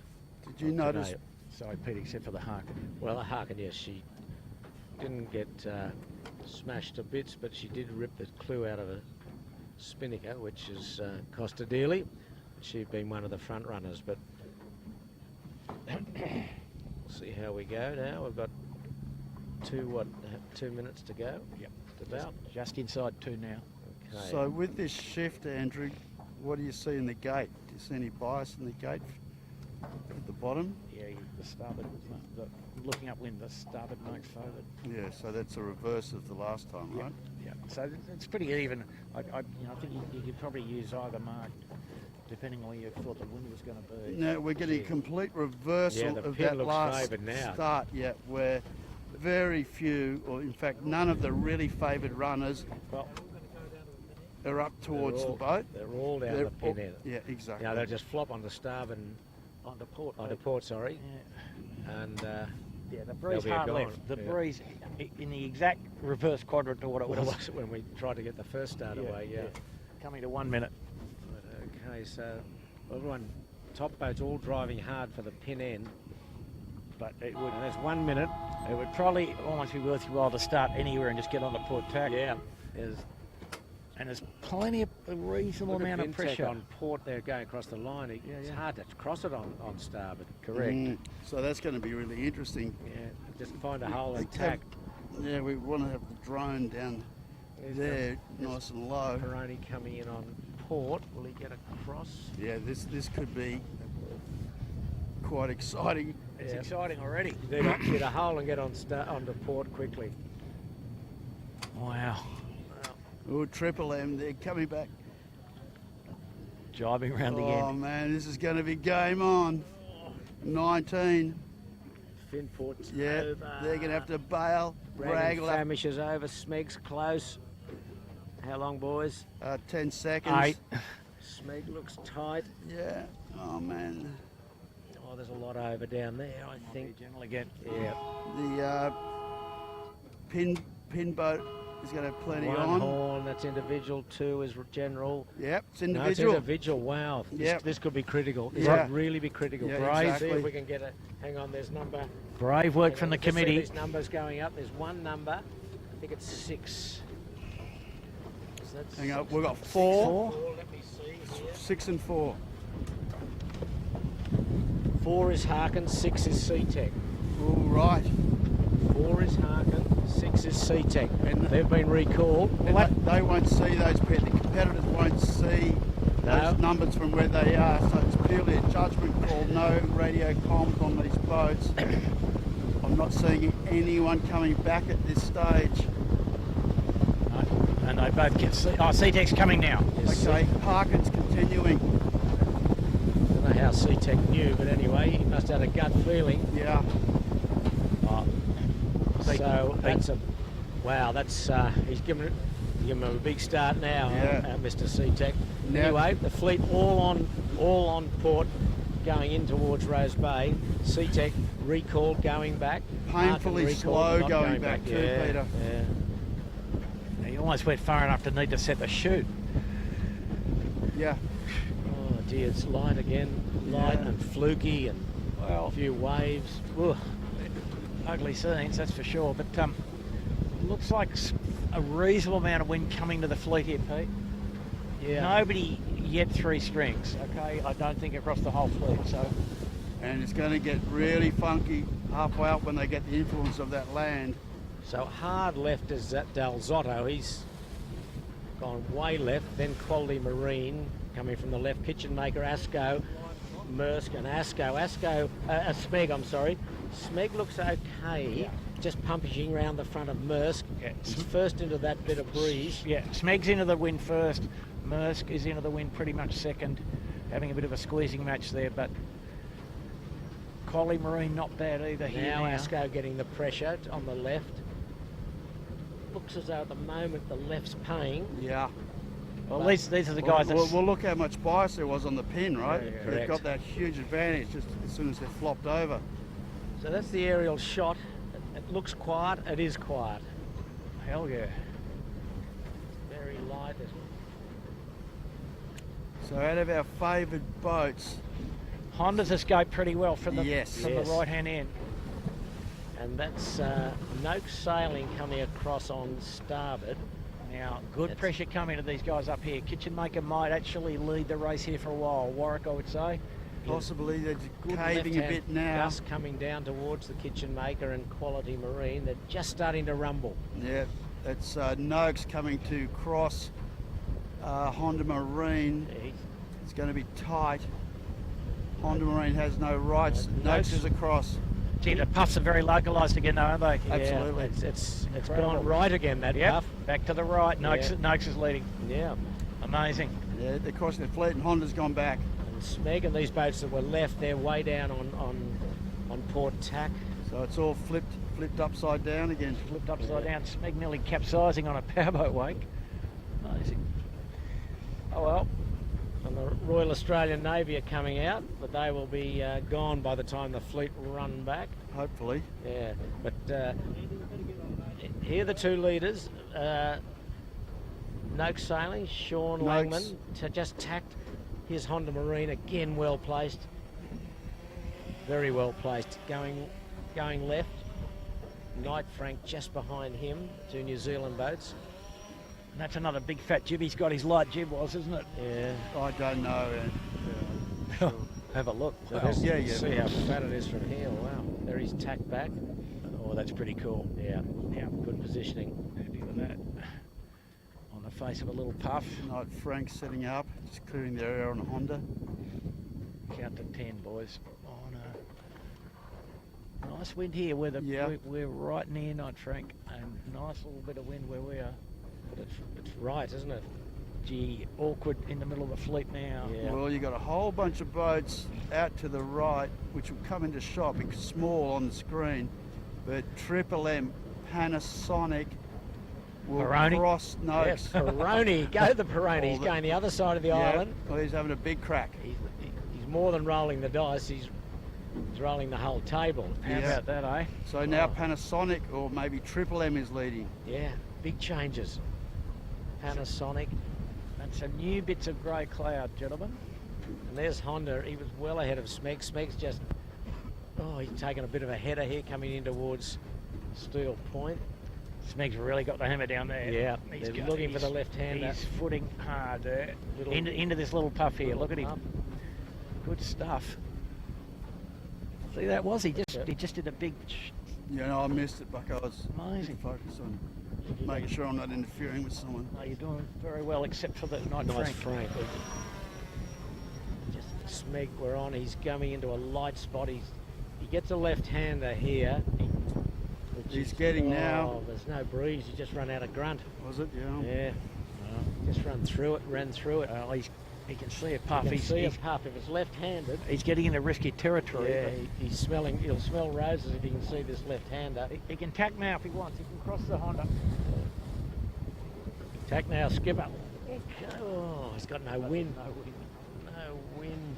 Oh, those he probably should have kept going. Pete, Yeah, there's a little. Lumix leads, eh? Yeah, Or Lumix Triple M. Triple M again. Yeah. The big one, boys, is there's one of the Euros and Peroni up in Point Piper. Yeah, but look at going Peroni. the other side, Peroni and could they've end got up, pressure. Peroni could end up well in front here. Exactly, Look at like 'em. well in front. I mean, they've just gone from the start basically hard right. They're right in at Point Piper, still going with absolute three strings. Well, Yeah. quite. The rest of the fleet. Look at Smeg. Quite Just Smeg's becalmed. Quite good pressure on the right-hand side of the island was actually. Yeah. Oh. And the thing is, There's a you know, few bailing out that way they're not now. going to get so land affected, but you know, it just depends. The marks, to me, looks closer. Look at Smeg and Honda Marine. They've just gone backwards there in the middle of the fleet. Yes. They didn't go right or left. They just tried to punch the middle and. Ugh. Almost back to last, Peter. Yeah. It's a tough old day. Dear oh dear, this. I would think my mates on Peroni could be the leader when they pop out the other side of the island. And what are you going to say then, Pete? Well, I told them that's the way to go. I mean, you can see that. Had a chat with them in the boat park. Yeah, It was bloody obvious, wasn't it? My Yes. goodness. Well, we don't know. It's a long way to go. But Yeah. when they Well, here they are. Here they they're come. popping around. Man, that looks Oh, pretty. They could be gone. They could almost put the glasses This could down be for the huge. first mark. Yeah, pretty good right hand and pressure Oh, over there. So. look at them. Well, they. Well, we've got to see. Peroni, and there's another boat Yeah. we can't identify. One of the it. European boats, which got no minimal signage. Obviously can't make it out this far apart. We've got to Well. be careful just to skirt around this fleet so we don't cause too much wake in the stuff. Smeg and Honda Marine have just been hammered, absolutely hammered. And the Triple M here, rolling the dice hard on this edge. Yeah. Little local sea breeze for him here, Pete, look at that. Yeah. A little hurricane off the corner here. Panasonic Lumix crosses Finport. They're looking in good shape, but look, here they come. We're going to have to sneak up there without disturbing anybody.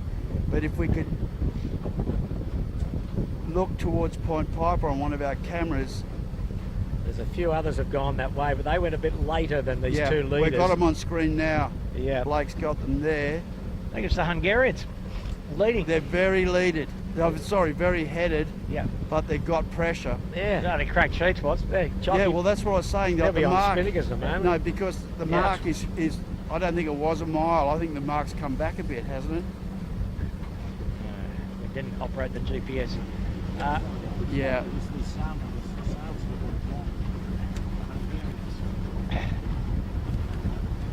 I don't think they're going to get there. Oh, it's going to be close between them and Triple M, but I think Triple M might get there.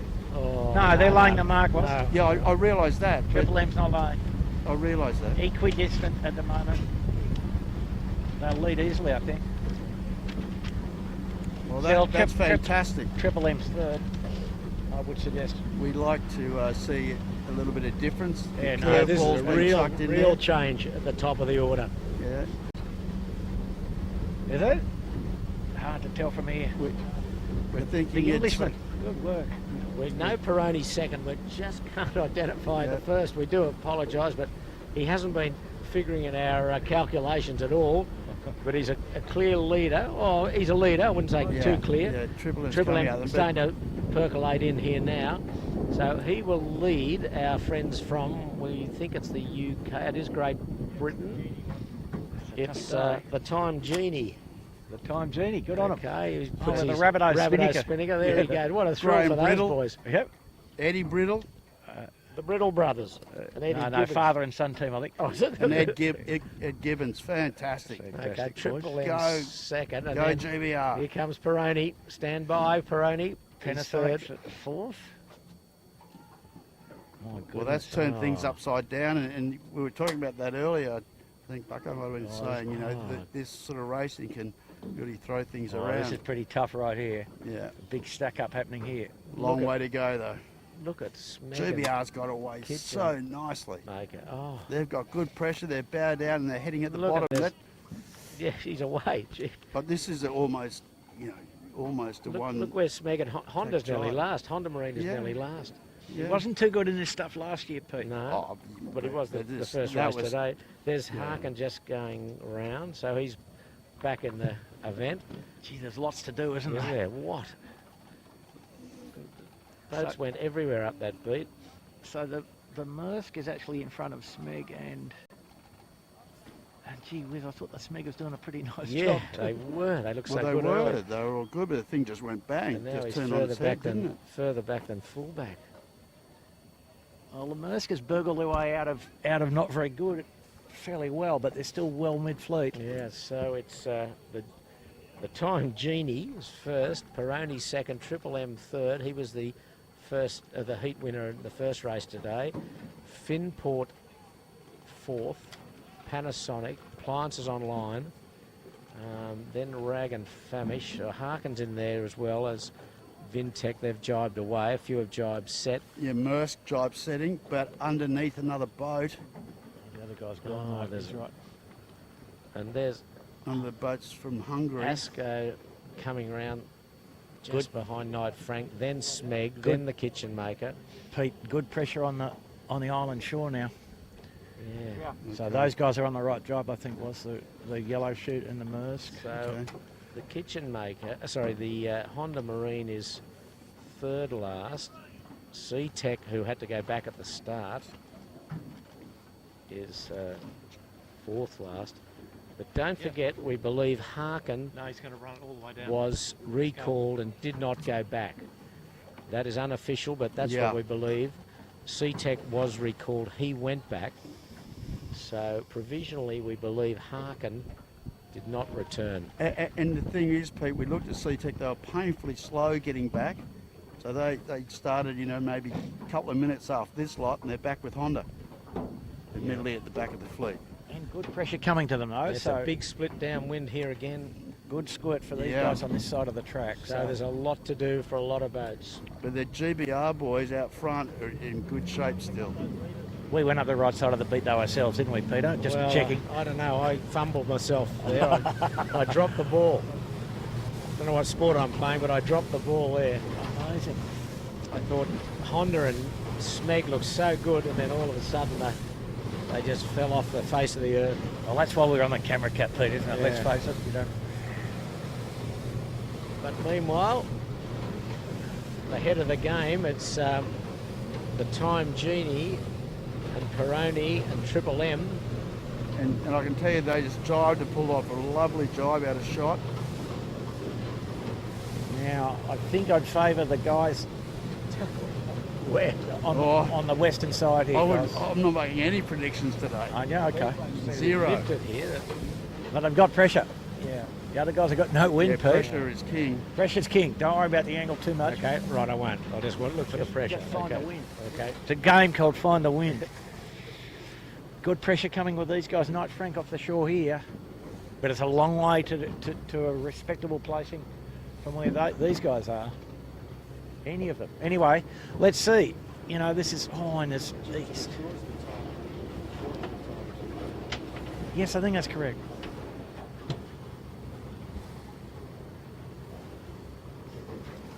I've got some notes here, Pete.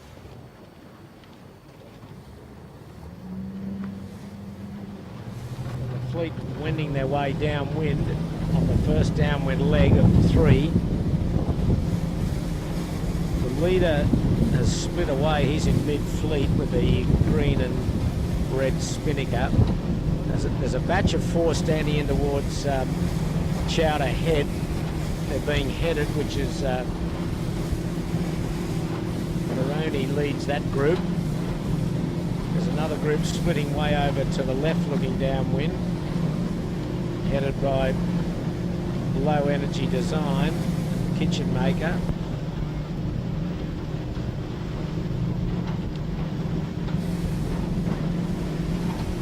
So there's a ferry coming up from Manly that could cause a bit of havoc to the middle of the fleet.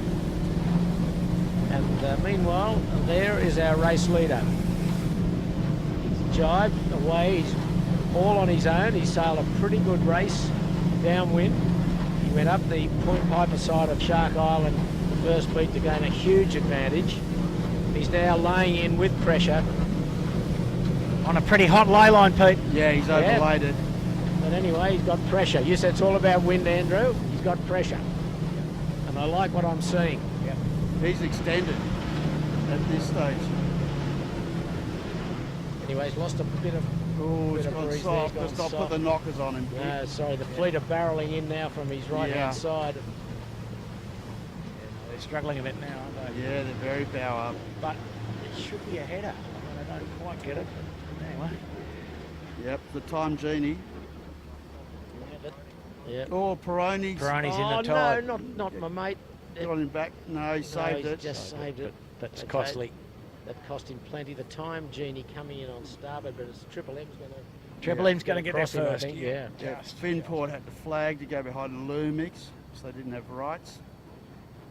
AOL having a good race so far. Yeah.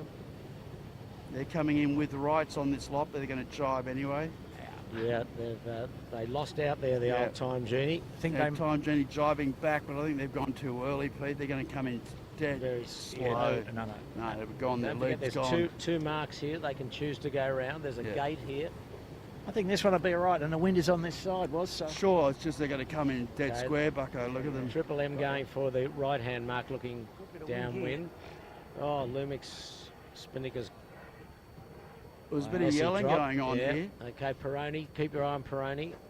The Gee, Triple it's a- M will it's a tough lead battle. around. There's not much wind at the best of times, but the fleet are running down and taking Good. the breeze away from the leading group. Pete, sorry, great little bit of wind at the mark here. Yes. Yeah, the time genie will have to jibe again, but they might come around in really good pressure. Yeah, they'll Bucko. go around with wind and off you go. You just No come- wind at the other end at all. If you can just come around to the right-hand mark, Chits, on Blake's view. I think Asco's done quite a good job down the run. But, the Time Genie and Vintech are just their only two at this other mark, and Well, they've not got much wind either. Guess where they're going now, though, Pete? Yeah. So out of their favoured runners, Honda Marine He's hasn't got- done a lot down the run, have they? Neither has Merce. He's Well, going they all have right. Smeg, he was in well behind Smeg. Look at Smeg. Okay. Smeg's dropped right off Yeah. again. Smeg's third last. Yeah. Here's Asco going around. So that's one lap completed. They've got two more to go, so there's plenty can happen yet. There's a lot of work to do. The boat's indeed. going, oh, it's a big split again. It's all over the place, this breeze. It's tough, isn't it? Oh, Very tough. Nothing straightforward about that beat. So the two point score leaders, Maersk and Honda Marine, well buried. They're back in 15th, 16th spot. Must, yeah. I think they'd be happy if they could get to a single figure placing out of this little bit of work. But well, and Smeg can ill afford a bad result. No, that's the end for him. C-Tech's got a little tear in their chute. Good wind here, good wind on the... Oh, look at Honda, he's got no wind. Oh, it's very ugly here. At this left-hand mark, looking upwind. Look at the rag. It's ugly at the bottom, pulls Yeah, it's stop. just ugly. Period. It's just generally ugly. Yeah. Although if we look out to the northeast, Asco in quite good pressure. Mm. So who knows what we'll see here. The C-Tech's made up some. In a, Oh, he's out of the race, isn't he? Of course, indeed. No, C-Tech, he went back. Sorry, he went back. Yeah, he went Harkin's back, the one that we think's... Sorry, Harkin. And they look similar, so we get them confused. Yeah. Oh, look at this mark here. There's. But look at Smeg's coming in with pressure. Yeah, I don't know if we can pick it up. You pick it up on the monitor. It's a long way up. But Triple M, they're buried, but they had 3 strings a second ago. Yeah. Oh, there's chaos at the mark. Yeah, Ulve in trouble. Wind. Hey, look at this, guys. The guys who've gone around the left here, Kitchen Maker and Maersk have got rolling. Yeah. And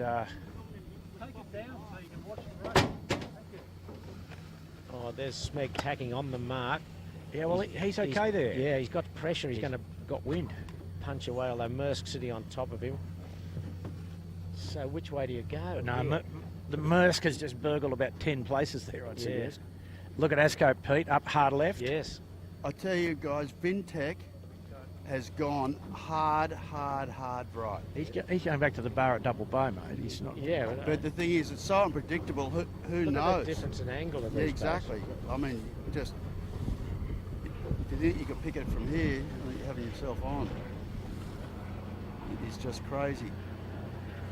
Oh. Gee whiz. Oh, look at Smeg. Oh, now we're on Honda and Kitchen Maker. Gee, you'd think they might have. The committee shouldn't short that though, should they? Even though it's tough.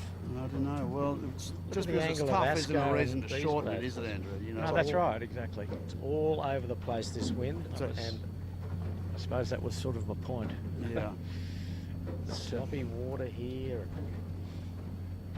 But again, pressure. Triple The M centre is of the bolted. centre of the pressure looks like it's up at Shark. Way halfway up the beat, it looks like Triple M In plenty. is plenty and has sailed a nice middle of the road course. He still seems to be leading the pack, and there's a big pack behind him.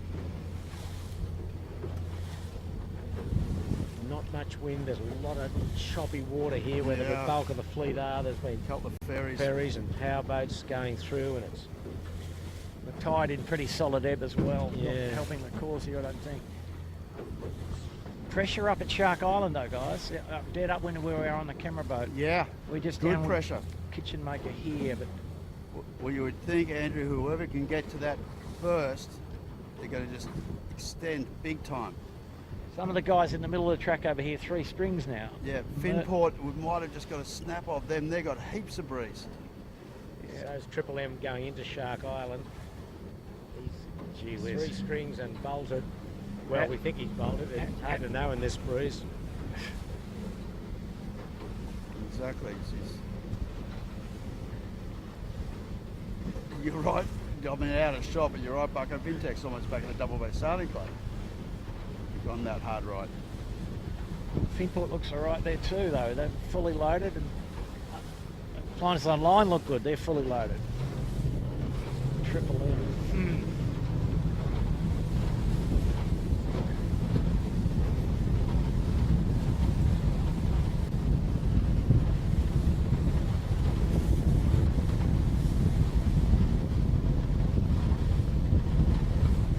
So that's Asco back out slightly on the left.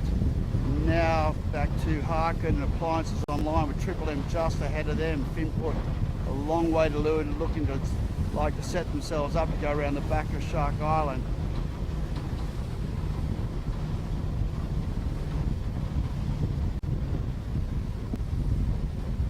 Okay, we're on the race lead at Triple M, just passing Shark Island again, standing out into Rose Bay. He's got reasonable pressure, Andrew. Reasonable Yeah, I pressure. mean, between here and the windward mark, the pressure now looks okay. Yeah. And some change in the wind behaviour here, because what we're seeing now upwind of us is pretty much 8. Looks quite stable actually from here to the mark, doesn't it? 8 to 10 and relatively stable, relative being a big word. Yeah, exactly. But we'll see. And right at the moment, those boats that were going to the Point Piper side of Shark Island have not done very well at all. But it's early days. No, Finport's actually bailed out of that and come he's back. coming back so poorly. So Vintech still had to tack back onto port, and our friends in the Time Genie. They've tried to double up and do it again. We're in near Shark Island. There's good pressure here, and it's bit of left-hand pressure, I think. Pete, it doesn't matter if it's left or right. It's pressure. It's pressure, That's yeah, right. yeah. Yes, I keep telling myself we need pressure.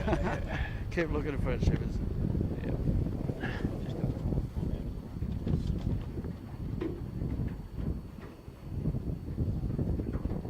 Gee whiz.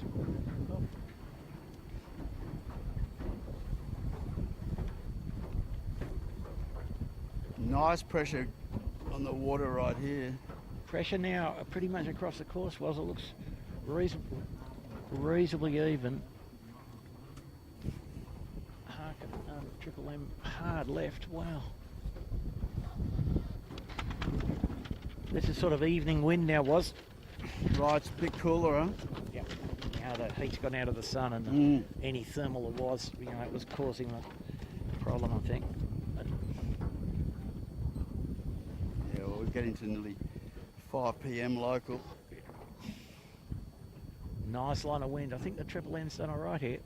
Yep. All these boys looking, as we said before, relatively stable air.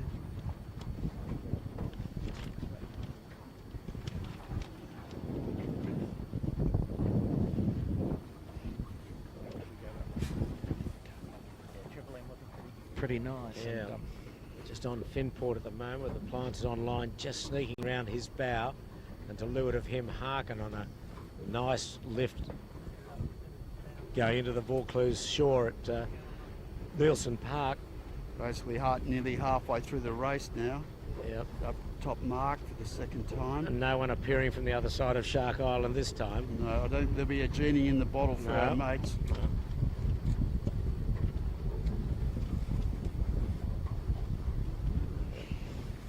Triple M.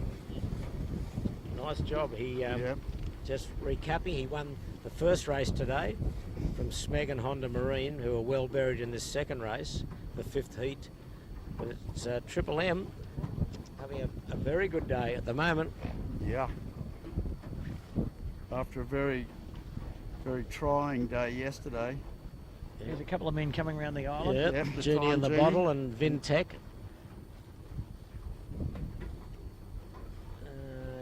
No, they've got good pressure all the way, but they haven't gone. But they're a long way back now. Yeah, way back. It'll still be a respectable result. I mean, for those guys, they finish in the top 10, which they can do. But they'll be. Don't forget, they were sort of in the leading group. They were the leading, yeah. So they've lost out big time by going that way with the island. Again, we're just watching them come off the Vaucluse shore there. Not much wind. Triple M has tacked. He's short of the ley line at the moment. Yeah, he's made a bit of an error there, Pete, I think, unfortunately. So Appliances Online sneaking up the shore has put his nose up into the pack. He tacked short and then he tried to squeeze. Yeah. Just didn't go anywhere. Appliances Online will lead here, I think. Yeah, Triple M rights on Harkin. Harkin's really sailing fast through the water, was it? Yeah, they're a little dark. Yeah. We just breeze is pretty far left. They might be doing a lot of work for no result in this race. Yeah. Well, it's unofficial, unconfirmed, but we feel that they may not have gone back after being recalled, but we've still to confirm that, so don't throw your tickets away on them yet by any means. But they're sailing a very good race at the moment. Appliances Online trying to sneak through on port, and I think he'll probably get there. He's across him. Yeah, he's across him. I'll tell you what's of interest, guys, and really important in terms of this whole regatta. Honda is clawing its way through this pack a bit. Honda and Maersk together in about 8th, I guess, was, yep. Yeah. Around the 8th night. Oh, and Honda goes behind Kitchen Maker. Yeah, 8th, depending on the time Genie and depending on that. Vintech. There's a lap to go. I'm assuming they will probably catch the time Genie. But I've lost a visual on Smeg, boys. Due course. You wouldn't be alone. Okay, the time Genie will get ahead of Honda. So for them, and not being disparaging, but for them to finish up with this pack would be a fantastic result. So no boats jibe set as yet, Andrew. They've all just... It's a bit funny. There's a line of wind down the edge here, Pete. Yeah, and you've got to stay in round. And now the Time Genie, who was the leader at the first time at the weather mark. I can see Smeg. I can tell you he's a long, long way back. Just going into Steel Point now. Yeah, just having an absolute shocker of a regatta. Asco, good puff to get How about away. this for a bit of wind from under the cloud here, boys? Yeah, I like this. Look at Asco. I like this too. Look at Asco. A little gale here, which is going to tip some boats over, I'd predict. Oh, not Peroni. Hang on to it, boys. There we go. Vintech. A little gale. Vintech, they went up the other side. And the rookie team, their first year. Oh, kitchen maker For the screaming. time, Jenny Spinnaker sets left a bit to be decided, Yes. but here they go. Well, they've got it up now and they're in good pressure. Yeah. Bit of encouragement from Nick Daly, putting the squeeze on the Vintech Good little boys. gust here. So the Maersk and the Honda together, glued together with a bit of rubber band this race. Mm. So I think this side will pay this time, guys, but let's see. Hardly anyone's jibe set, or no one has at this stage. Well, the breeze has gone so far east, hasn't it? Hard to jibe set, Pete, when the breeze is... Yeah. Oh, Maersk has that. He wants to stay in the puff. He's convinced himself. Watch the powerboat. Well, you can stay in the puff with these boats, you know. Best wind is just down here. Look at the kitchen maker go. What do we got on screen? Yeah. Maersk jibe sets. Bucko. Oh, Peroni is nearly in the tide. Well, we did make a prediction of something like that, Pete, didn't we? Oh, he is in the... No. Geez, wobbly Peroni.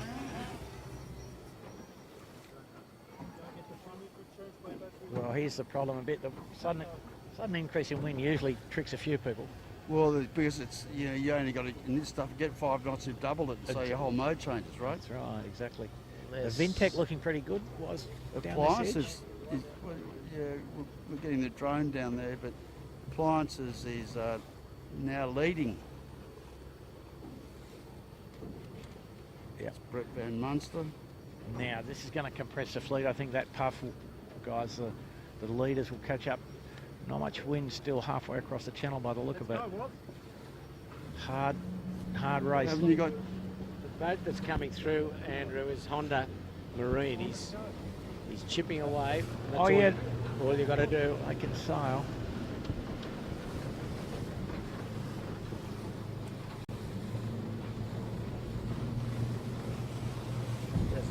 No sailing, well back in the pack. Smeg just going round the weather mark now. He's further back, the proverbial, unfortunately for Lee and his team. Okay, meanwhile, Appliances Online, who's stolen a little bit of a march here. Yeah, he's got good separation, hasn't he, Pete? Sure has. Here comes the Maersk from the Shark Island side, Honda from the other side.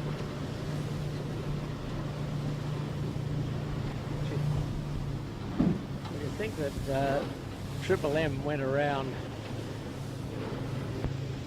in front of Appliances Online, and now he's in front by plenty of Appliances Online. He's gone. Yeah, he's launched, as they say. Launched as you can be in this wind. Well, have a look at him. He's 3 strings. Yeah, unbelievable. Can't lay the gate. He's got south. Yeah. It can't be better launched or more launched.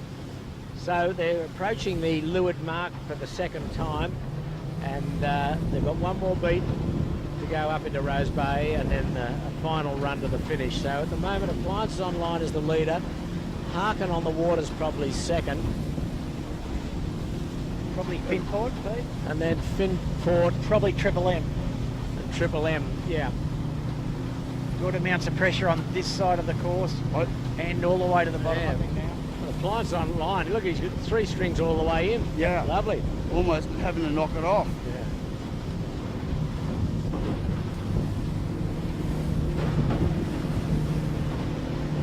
So one more lap once they go around the gate.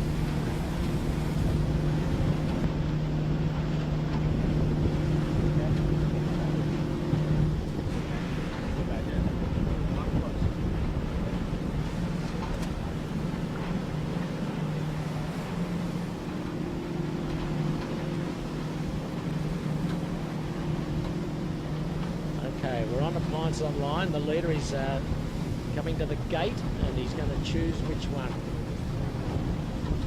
Spectator ferry. They're jibing. Watching closely as Appliances Online jibes. Oh, runs out of wind, in fact, in the jibes. Wow. Chicken winged up there. Yeah. They're going to come in super slow. It's messy.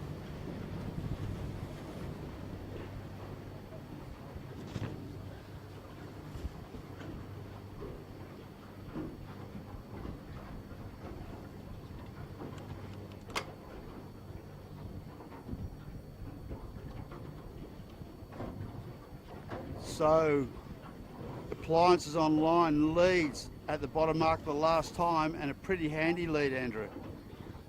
Yeah, he's got 45 seconds from Finport probably, and Harkin nominally at least third. We're concerned with them not returning at the start. So, Triple M and Vintech, they've had a good run, Vintech. Yeah, they've sailed pretty well down there. And now getting complicated here. Yeah. Harkin, Honda Marine underlaid the gate here. Yeah, but I think they've still moved up. They've made more places, haven't they? What do we say? They're about 8th. Well, let's see. Big bit of wind here, upwind of us here. Have a look at the Ilvy was on the right. It's settling down, isn't it? For the viewers, yeah, a little bit of low pressure system or something here. The fleet coming on the face of a puff, and this will be a big bunch up here. Okay, Harkin having a problem with their chute. Now they sort it out. We believe Harkin did return correctly, so she hasn't been recorded as OCS, so she was definitely in the race. Have a look at this. Was Maersk around the port gate? Yep. So all the placings will stand at this stage. There's Honda Marine. He's wriggled his way up into contention by all means. He's just going around the mark with not much pressure. The left-hand gate will pay here, I think, Pete. Better wind on the right of the course. Yeah. Well, they're about the same probably, but it's compressed a bit more, this chasing pack. Bit of yelling at the Peroni gate. hasn't got the spinnaker. He's going upwind with the chute. Not advisable, but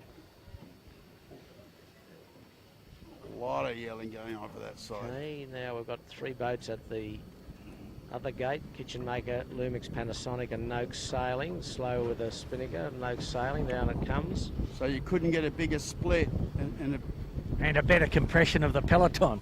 No. Well, yeah, and also the Kitchen Maker, he's got a good puff there. 2 ways of thinking about it. Like we've got boats super hard north and boats going super hard south. I think the breeze is back to the right was in a structural sort of sense. Poor old Smeg, he's second to last or third to last. Yeah, you just wouldn't read that. No, not in these conditions. Normally it's been his forte, but that's disappointing. Yeah, well, they just haven't been able to fight back at all. This is going to, I know they're pretty cool blokes, but this is going to really deflate them, I'd say. It's going to be 3 bad results. So we might stick with this group on the right, boys, because we can't cover the whole harbour. And the leader's gone up the other side for everybody watching. The leader, AOL. Interesting to see, but these guys have sailed all the way from the Mark III string, so... Yeah, and look how high they are. Yeah. Hard for them to tack off that. Yeah, I mean, they're almost, they're heading it well into Point Piper at the moment.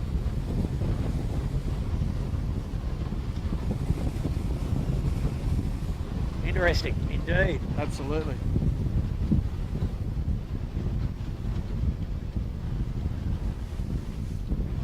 So Vintech hanging in there. Time Genie hanging in from Great Britain with that group of Maersk, Asco and Rags out on the right. This is the group that have gone right. Yeah. And from the leeward mark, but out on the left, Appliance Online, who led, is very high on port. And slow though, Pete. Yeah. So yeah, he ran out of wind there a bit, but these, I mean, and good wind coming from the Rose Bay side. So I think the right-hand side might pay this time, Warwick. I mean, I won't give you any warranty on that one, but no. Which side of the island, Andrew, do you go? Just this side. I think this side. This guy's all pay, to the right-hand side of the island. I think we'll go up this side with this group this time for a different view. Nothing else, and then Pete, if you look back over our shoulder, I'm sorry for the viewers, but looking backwards, at Finport. They're bow down and softer than these guys. So, well, this is sort of how it works a bit, if it's working, you know. Well, Mersk is coming this way as well. He's part of this group. Yeah. Well, this is a pretty big roll of the dice for him because his major rival Honda is in the other group, the other way. They're super soft. I mean, it's out of view, but the guys on the left are super soft. Yeah, this could pay up here. Oh, look at Asko. He's climbing now with 3 strings, and I mean, Pete, it's a huge difference. 2.5 strings is okay. 3 strings, fantastic. 2 strings, not okay. No. Just oof, like off a cliff. Well, BMG you've was. lost 33% of your power, right? Yeah. And the boat doesn't plane and it doesn't steer and all sorts of things happen. He's just got a little header there. But a great line of wind coming, like a cracker. There's a ripper coming down to this right-hand group. I think this right-hand group's going to lead. Yeah, I think that's correct. I think you're right, Warwick. That's correct. Good luck to him. It's a big roll, but just mate from England's in there again. The Dream Genie. Oh, Asko's tack. Oh, they've had a shocker. Not a great tack. Is someone pinned? Is one of the crew members pinned there? Or? No, they just had a shocker. Just there was more wind. Have a look how much wind there is here. Yeah, got caught out. 12, 14 knot gust. 12 knots anyway. More into it, coming into more as well up this side of the island. Up this side, no. Meanwhile, this is sort of how it works, Pete, when it works. And let's see what happens here. So he's just about to come into a bit more pressure. There's the Dream Genie tacking away onto starboard, come back. So yeah, these guys probably need to step up. It's sort of like you've got to aim at the middle of the beach at the Edwards to stay in the funnel wind. Yeah. I tell you something, it's out of shot, but Honda is in a world of pain. Yeah, he's on the other tack. So there, and Mersk is in this group. Yeah. So in terms of the leaders of the championship, this could turn things upside down a bit, right? Yeah. I think what the Asko's done here is pretty good. Yep. Hooked up the dots there. Look at the pressure coming for them. A cracker coming around the corner. Yeah. So the Time Genie, she's got starboard on the Vintech was. She's flying the Genie. Yeah. Haven't they ever? Go the Genie. Best race in there, JJ's. Beautiful work. Good to tell their grandkids about this one. Yeah. Leading at the windward mark in the JJ's. Look at Asko. She's just tacked on port to go back into Point Piper. We're on Finport at the moment. He's tacked back onto starboard and he's high on starboard. Asko's done well. Asko's on this group. Yeah. He did nice little shortened up a bit on it. Yeah, stepped and now he's got this excellent pressure rolling down this side of the island, the Point Piper side of the island. Top range big sail now. Yeah. Incredible. Just a little bit of low pressure or something was, I don't know. Breeze back in the sort of Vintech tacking. You'll see him. The Genie's across Vintech. Mersk tacking as well. So Mersk now cleanly across any possible dirty air except for the Time Genie, but probably he's going to be clean in front of him. Yeah, TBR. Well, they won't affect Mersk. Mersk not breathing there. Asko will be setting up to tack. He's the leader of this group, just out of shot. He's very happy just to put the clamp on. Bucko, there he goes. He's tacking technique. I just don't understand that. They look panicky. Yeah. Well, so where's the weather mark? I mean, they're doing the job, but just 2 tacks in a row, just scrappy and rushed. Can we see the weather mark, Andrew? Have they overcooked this? You probably have to say they have. It's still behind the island. I don't think it'll hurt them though, because they've got reach. Fine. They've got pressure. Asko's got terrific pressure. Short ley line, happy days. Yeah.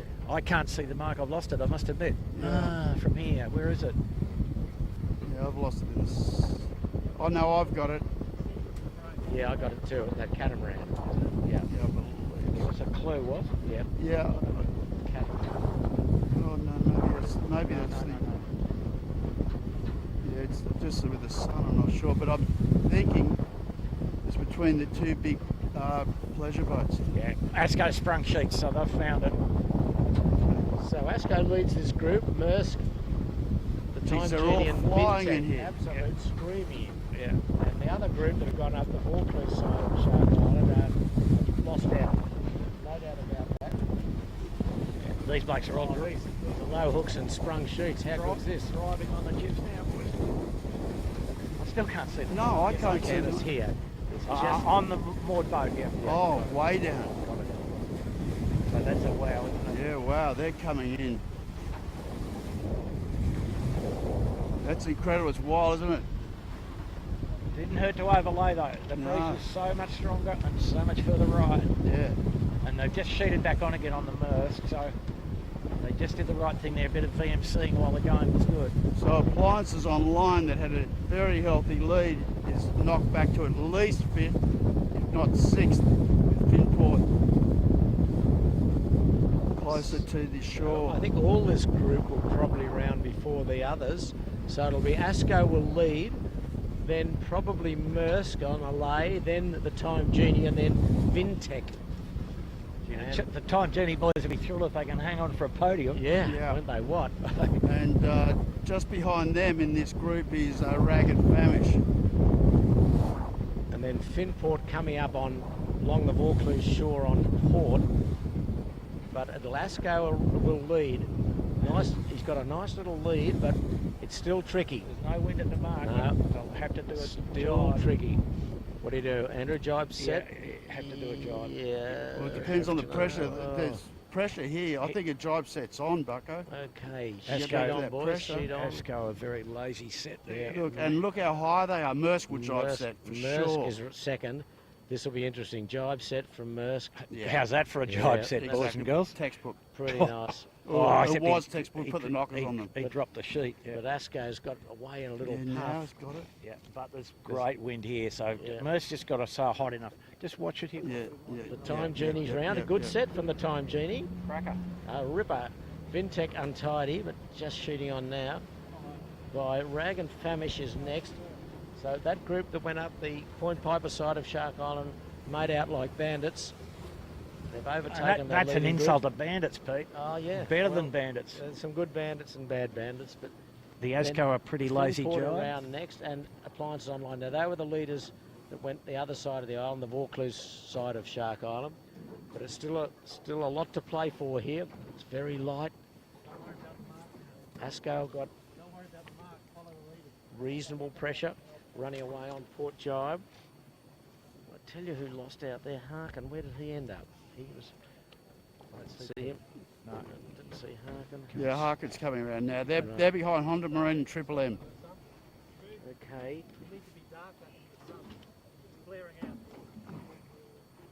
Asco very VMGing there. What do we got on the screen, boys?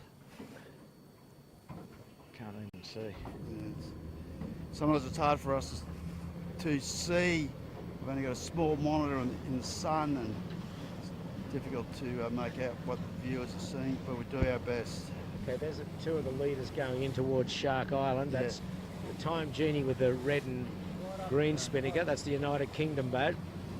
And then Maersk. Just ahead of him is Maersk with the white spinnaker, just getting ready to jibe. He's jibing as I speak. And Maersk leads, Pete, I think. He might. This will put the cat amongst the pigeons. The cat is already amongst the pigeons. Been there all day. Rag and Famish thundering down. Asco's, he's just slow in the middle, the leader. Maersk 3 strings, Pete. The Maersk is close to the lead, if not the lead. And good breeze going round Shark Island. And Maersk has got it. Asco's trying to, what's he trying to do? Get the bow down to VMG running, Pete. Yeah. Sort of. So Maersk will cross ahead. Maersk is. Okay, guys, don't get enough flap. Ooh, so nice. this is close. Here, Maersk Pete, have a with look. rights. So we're on this. Yeah, Maersk with rights. Quite good pressure. Jibes on top of Asco. How about that? Yeah. Yep. Leads to them back. That's perfect jibe. Pretty good stuff. That's textbook sort of perfect jibe. Sprint racing. Amazing. And in a different mode. Asco's starting a low mode, only with 2 strings on now. Maybe they're getting out to 3, So and Maersk starting with 3. They're approaching the finishing. They've got about 3 minutes left of sailing. Maersk and Asco dicing for the lead. The Time Genie and Rag and Famish dicing for 3rd. Yeah. With Finport in the mix. Vintech and Appliances Online, but the rest are out of it at this stage. I was going to say, I think. Okay, they've jibed. Rags has jibed back. Yeah, we're just on. I don't think the leaders could be too far from jibing, was. Well, this second on group. A beauty here. Exactly. They're getting lifted. The leaders are getting well lifted. Yeah, They looked pretty good when they jibed, though. That's Rag Famish here, and the Time Genie in the distance. Red Spinnaker is Asco, White Spinnaker, Maersk. So race on. We've got New Zealand, Australia, Great Britain, Australia. Here goes Maersk jibing on the starboard on the ley line, I would suggest. Yeah, Asco drives on top of them. Okay, these two boats, Rag and Famish and the Time Genie. They're going to cross them. Okay, go the Time Genie. Yeah, exactly. He's back in the, possibly in the lead. Wow. Now he's getting lifted a bit. He's going to cross them. No, the Maersk might got have to him. get rolling. Yeah, he's got Asco. I hope the British boys know port from starboard. Oh, I'm sure they do. Well, they're setting up. They're setting up to jibe now. Oh, well, that's so all right. Rags will have the to boat. jibe. Rag and Famish is the boat here. But he's on port. Oh, he's jibed too. No, Maersk is punching out. They're back. Oh, Advantage back to jibe on Maersk. Rag. No, Rag. No, they've lost it. They're gone. They've lost it. What a tragedy. Well, it's not really a tragedy. It's disappointment. But Asco's jibing back, but it's Maersk at the moment.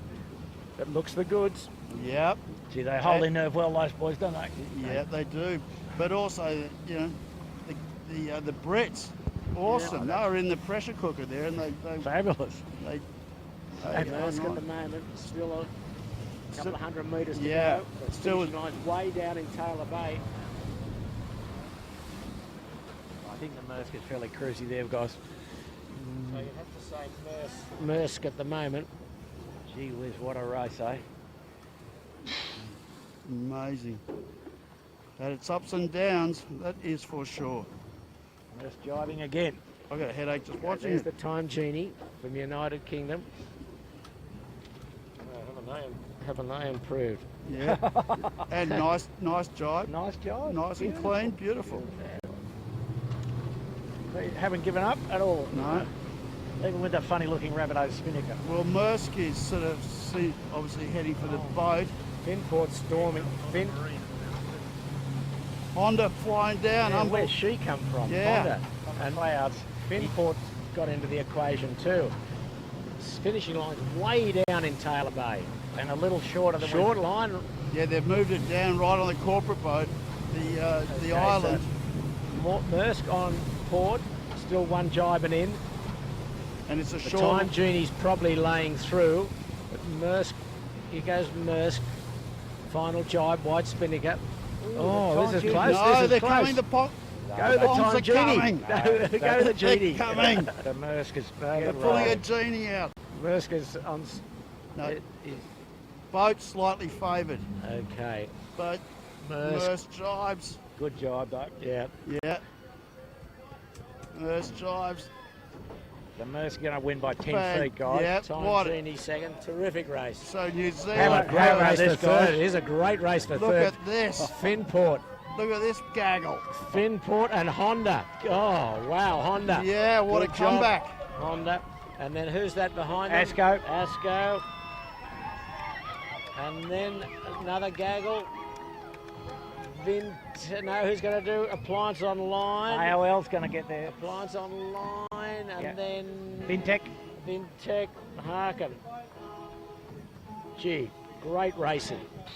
Great racing. That was incredible. Those guys, we were focused on the front, but they just came down with a heap of pressure, obviously. Triple M enforcing some rights. Well, they fell back. Here's Triple M. Yeah, they got there. Triple M. Gilway. C-Tech next. Well, that was a thrilling race, really. Yep. Tough but thrilling.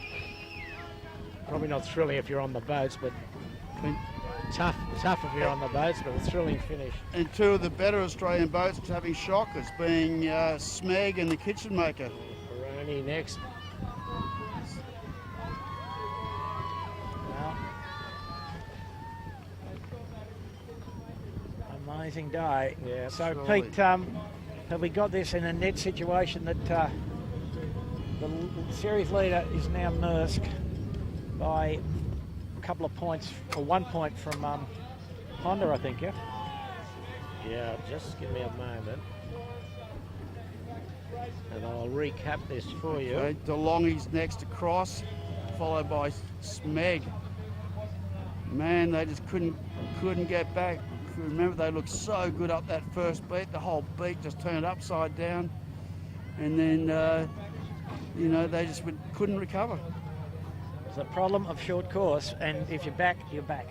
It's very tough to get through. Yeah, but Honda was with them though, Bucko, remember? Yeah, no, true. So the Rag will be next, or then Lumex, then Rag and Famish. Then Yandu, they got Spat and Oaks. Yeah, How are you going, Chippers, for a bit of point? I just recapping here for everyone that we've seen 2 light air races today, and race 5 has just finished in a really thrilling finish. First was Merce, second the Time Genie out of the United Kingdom, Finport third, Honda fourth, Asco fifth, Appliances Online sixth, which means now on the point score, this is provisional, I must say, that Mersk leads on 13. This is without a drop. Mersk leads on 13 points, Honda on 14, and Finport would be third, way back on 28. So the 2 New Zealanders have pretty much stamped their authority on this regatta so far in all breezes. So we've had 5 heats. We don't know whether there'll be 2 tomorrow, but we know there'll be 1 Saturday, 1 Sunday, so either 1 or 2 tomorrow. So we've either got 3 or 4 races left, as it is very tight on the point score between Mersk and Honda. Mersk winning the last race today. Honda came from the clouds to get 4th. So we saw it all today, Andrew. No, incredible day of sailing. Very tough for the sailors. I feel sympathy for them in reasonable degree. Quite long races in the end because the air was so raucous, and some headaches tonight, and more to do tomorrow. So tough. You know, from being windy tough to complex light air tough, it's not a highly regarded regatta for nothing, the JJ Giltinan. No, it's you don't win it easily, that's for sure. There's a lot of work to be done, and so tomorrow looks much of the same, does it? With you know, lightish day, big sail day. More headaches, big sail breeze. More headaches. Not for us on the camera boat though, Pete. No, easy for us. Okay, well look, I hope you've enjoyed it. We've enjoyed bringing it to you. It's been very exciting, these 2 races. The earlier race today, Triple M was the winner. Smeg was second, Honda Marine third, Quality Marine Clothing fourth, Maersk fifth, Knight Frank sixth. Race 5 that has just concluded, Maersk was the winner. Time Genie from the United Kingdom, having their very best race of the series, was second, Finport third, Honda fourth, Asco fifth, and AOL sixth. And on the points provisionally, we've got very tight at the top, Maersk on 13 points, leading from Honda on 14 points, and Finport back in third place on 28 points. So I think we're probably all done and dusted here. We've enjoyed bringing it to you, there's no doubt about that. It's been very exciting, even though it was light air today and not the thrills and spills of the first 3 days. But anyway, as we say, thanks to our tech crews on board who've done a great job, and to Warwick Rooklin and Andrew Buckland. We'll all be back on deck tomorrow, Skipper Warwick and our tactician Andrew. So on behalf of everyone, it's Peter Shipway saying goodbye from Sydney Harbour, and we'll see you tomorrow on Thursday for race 6.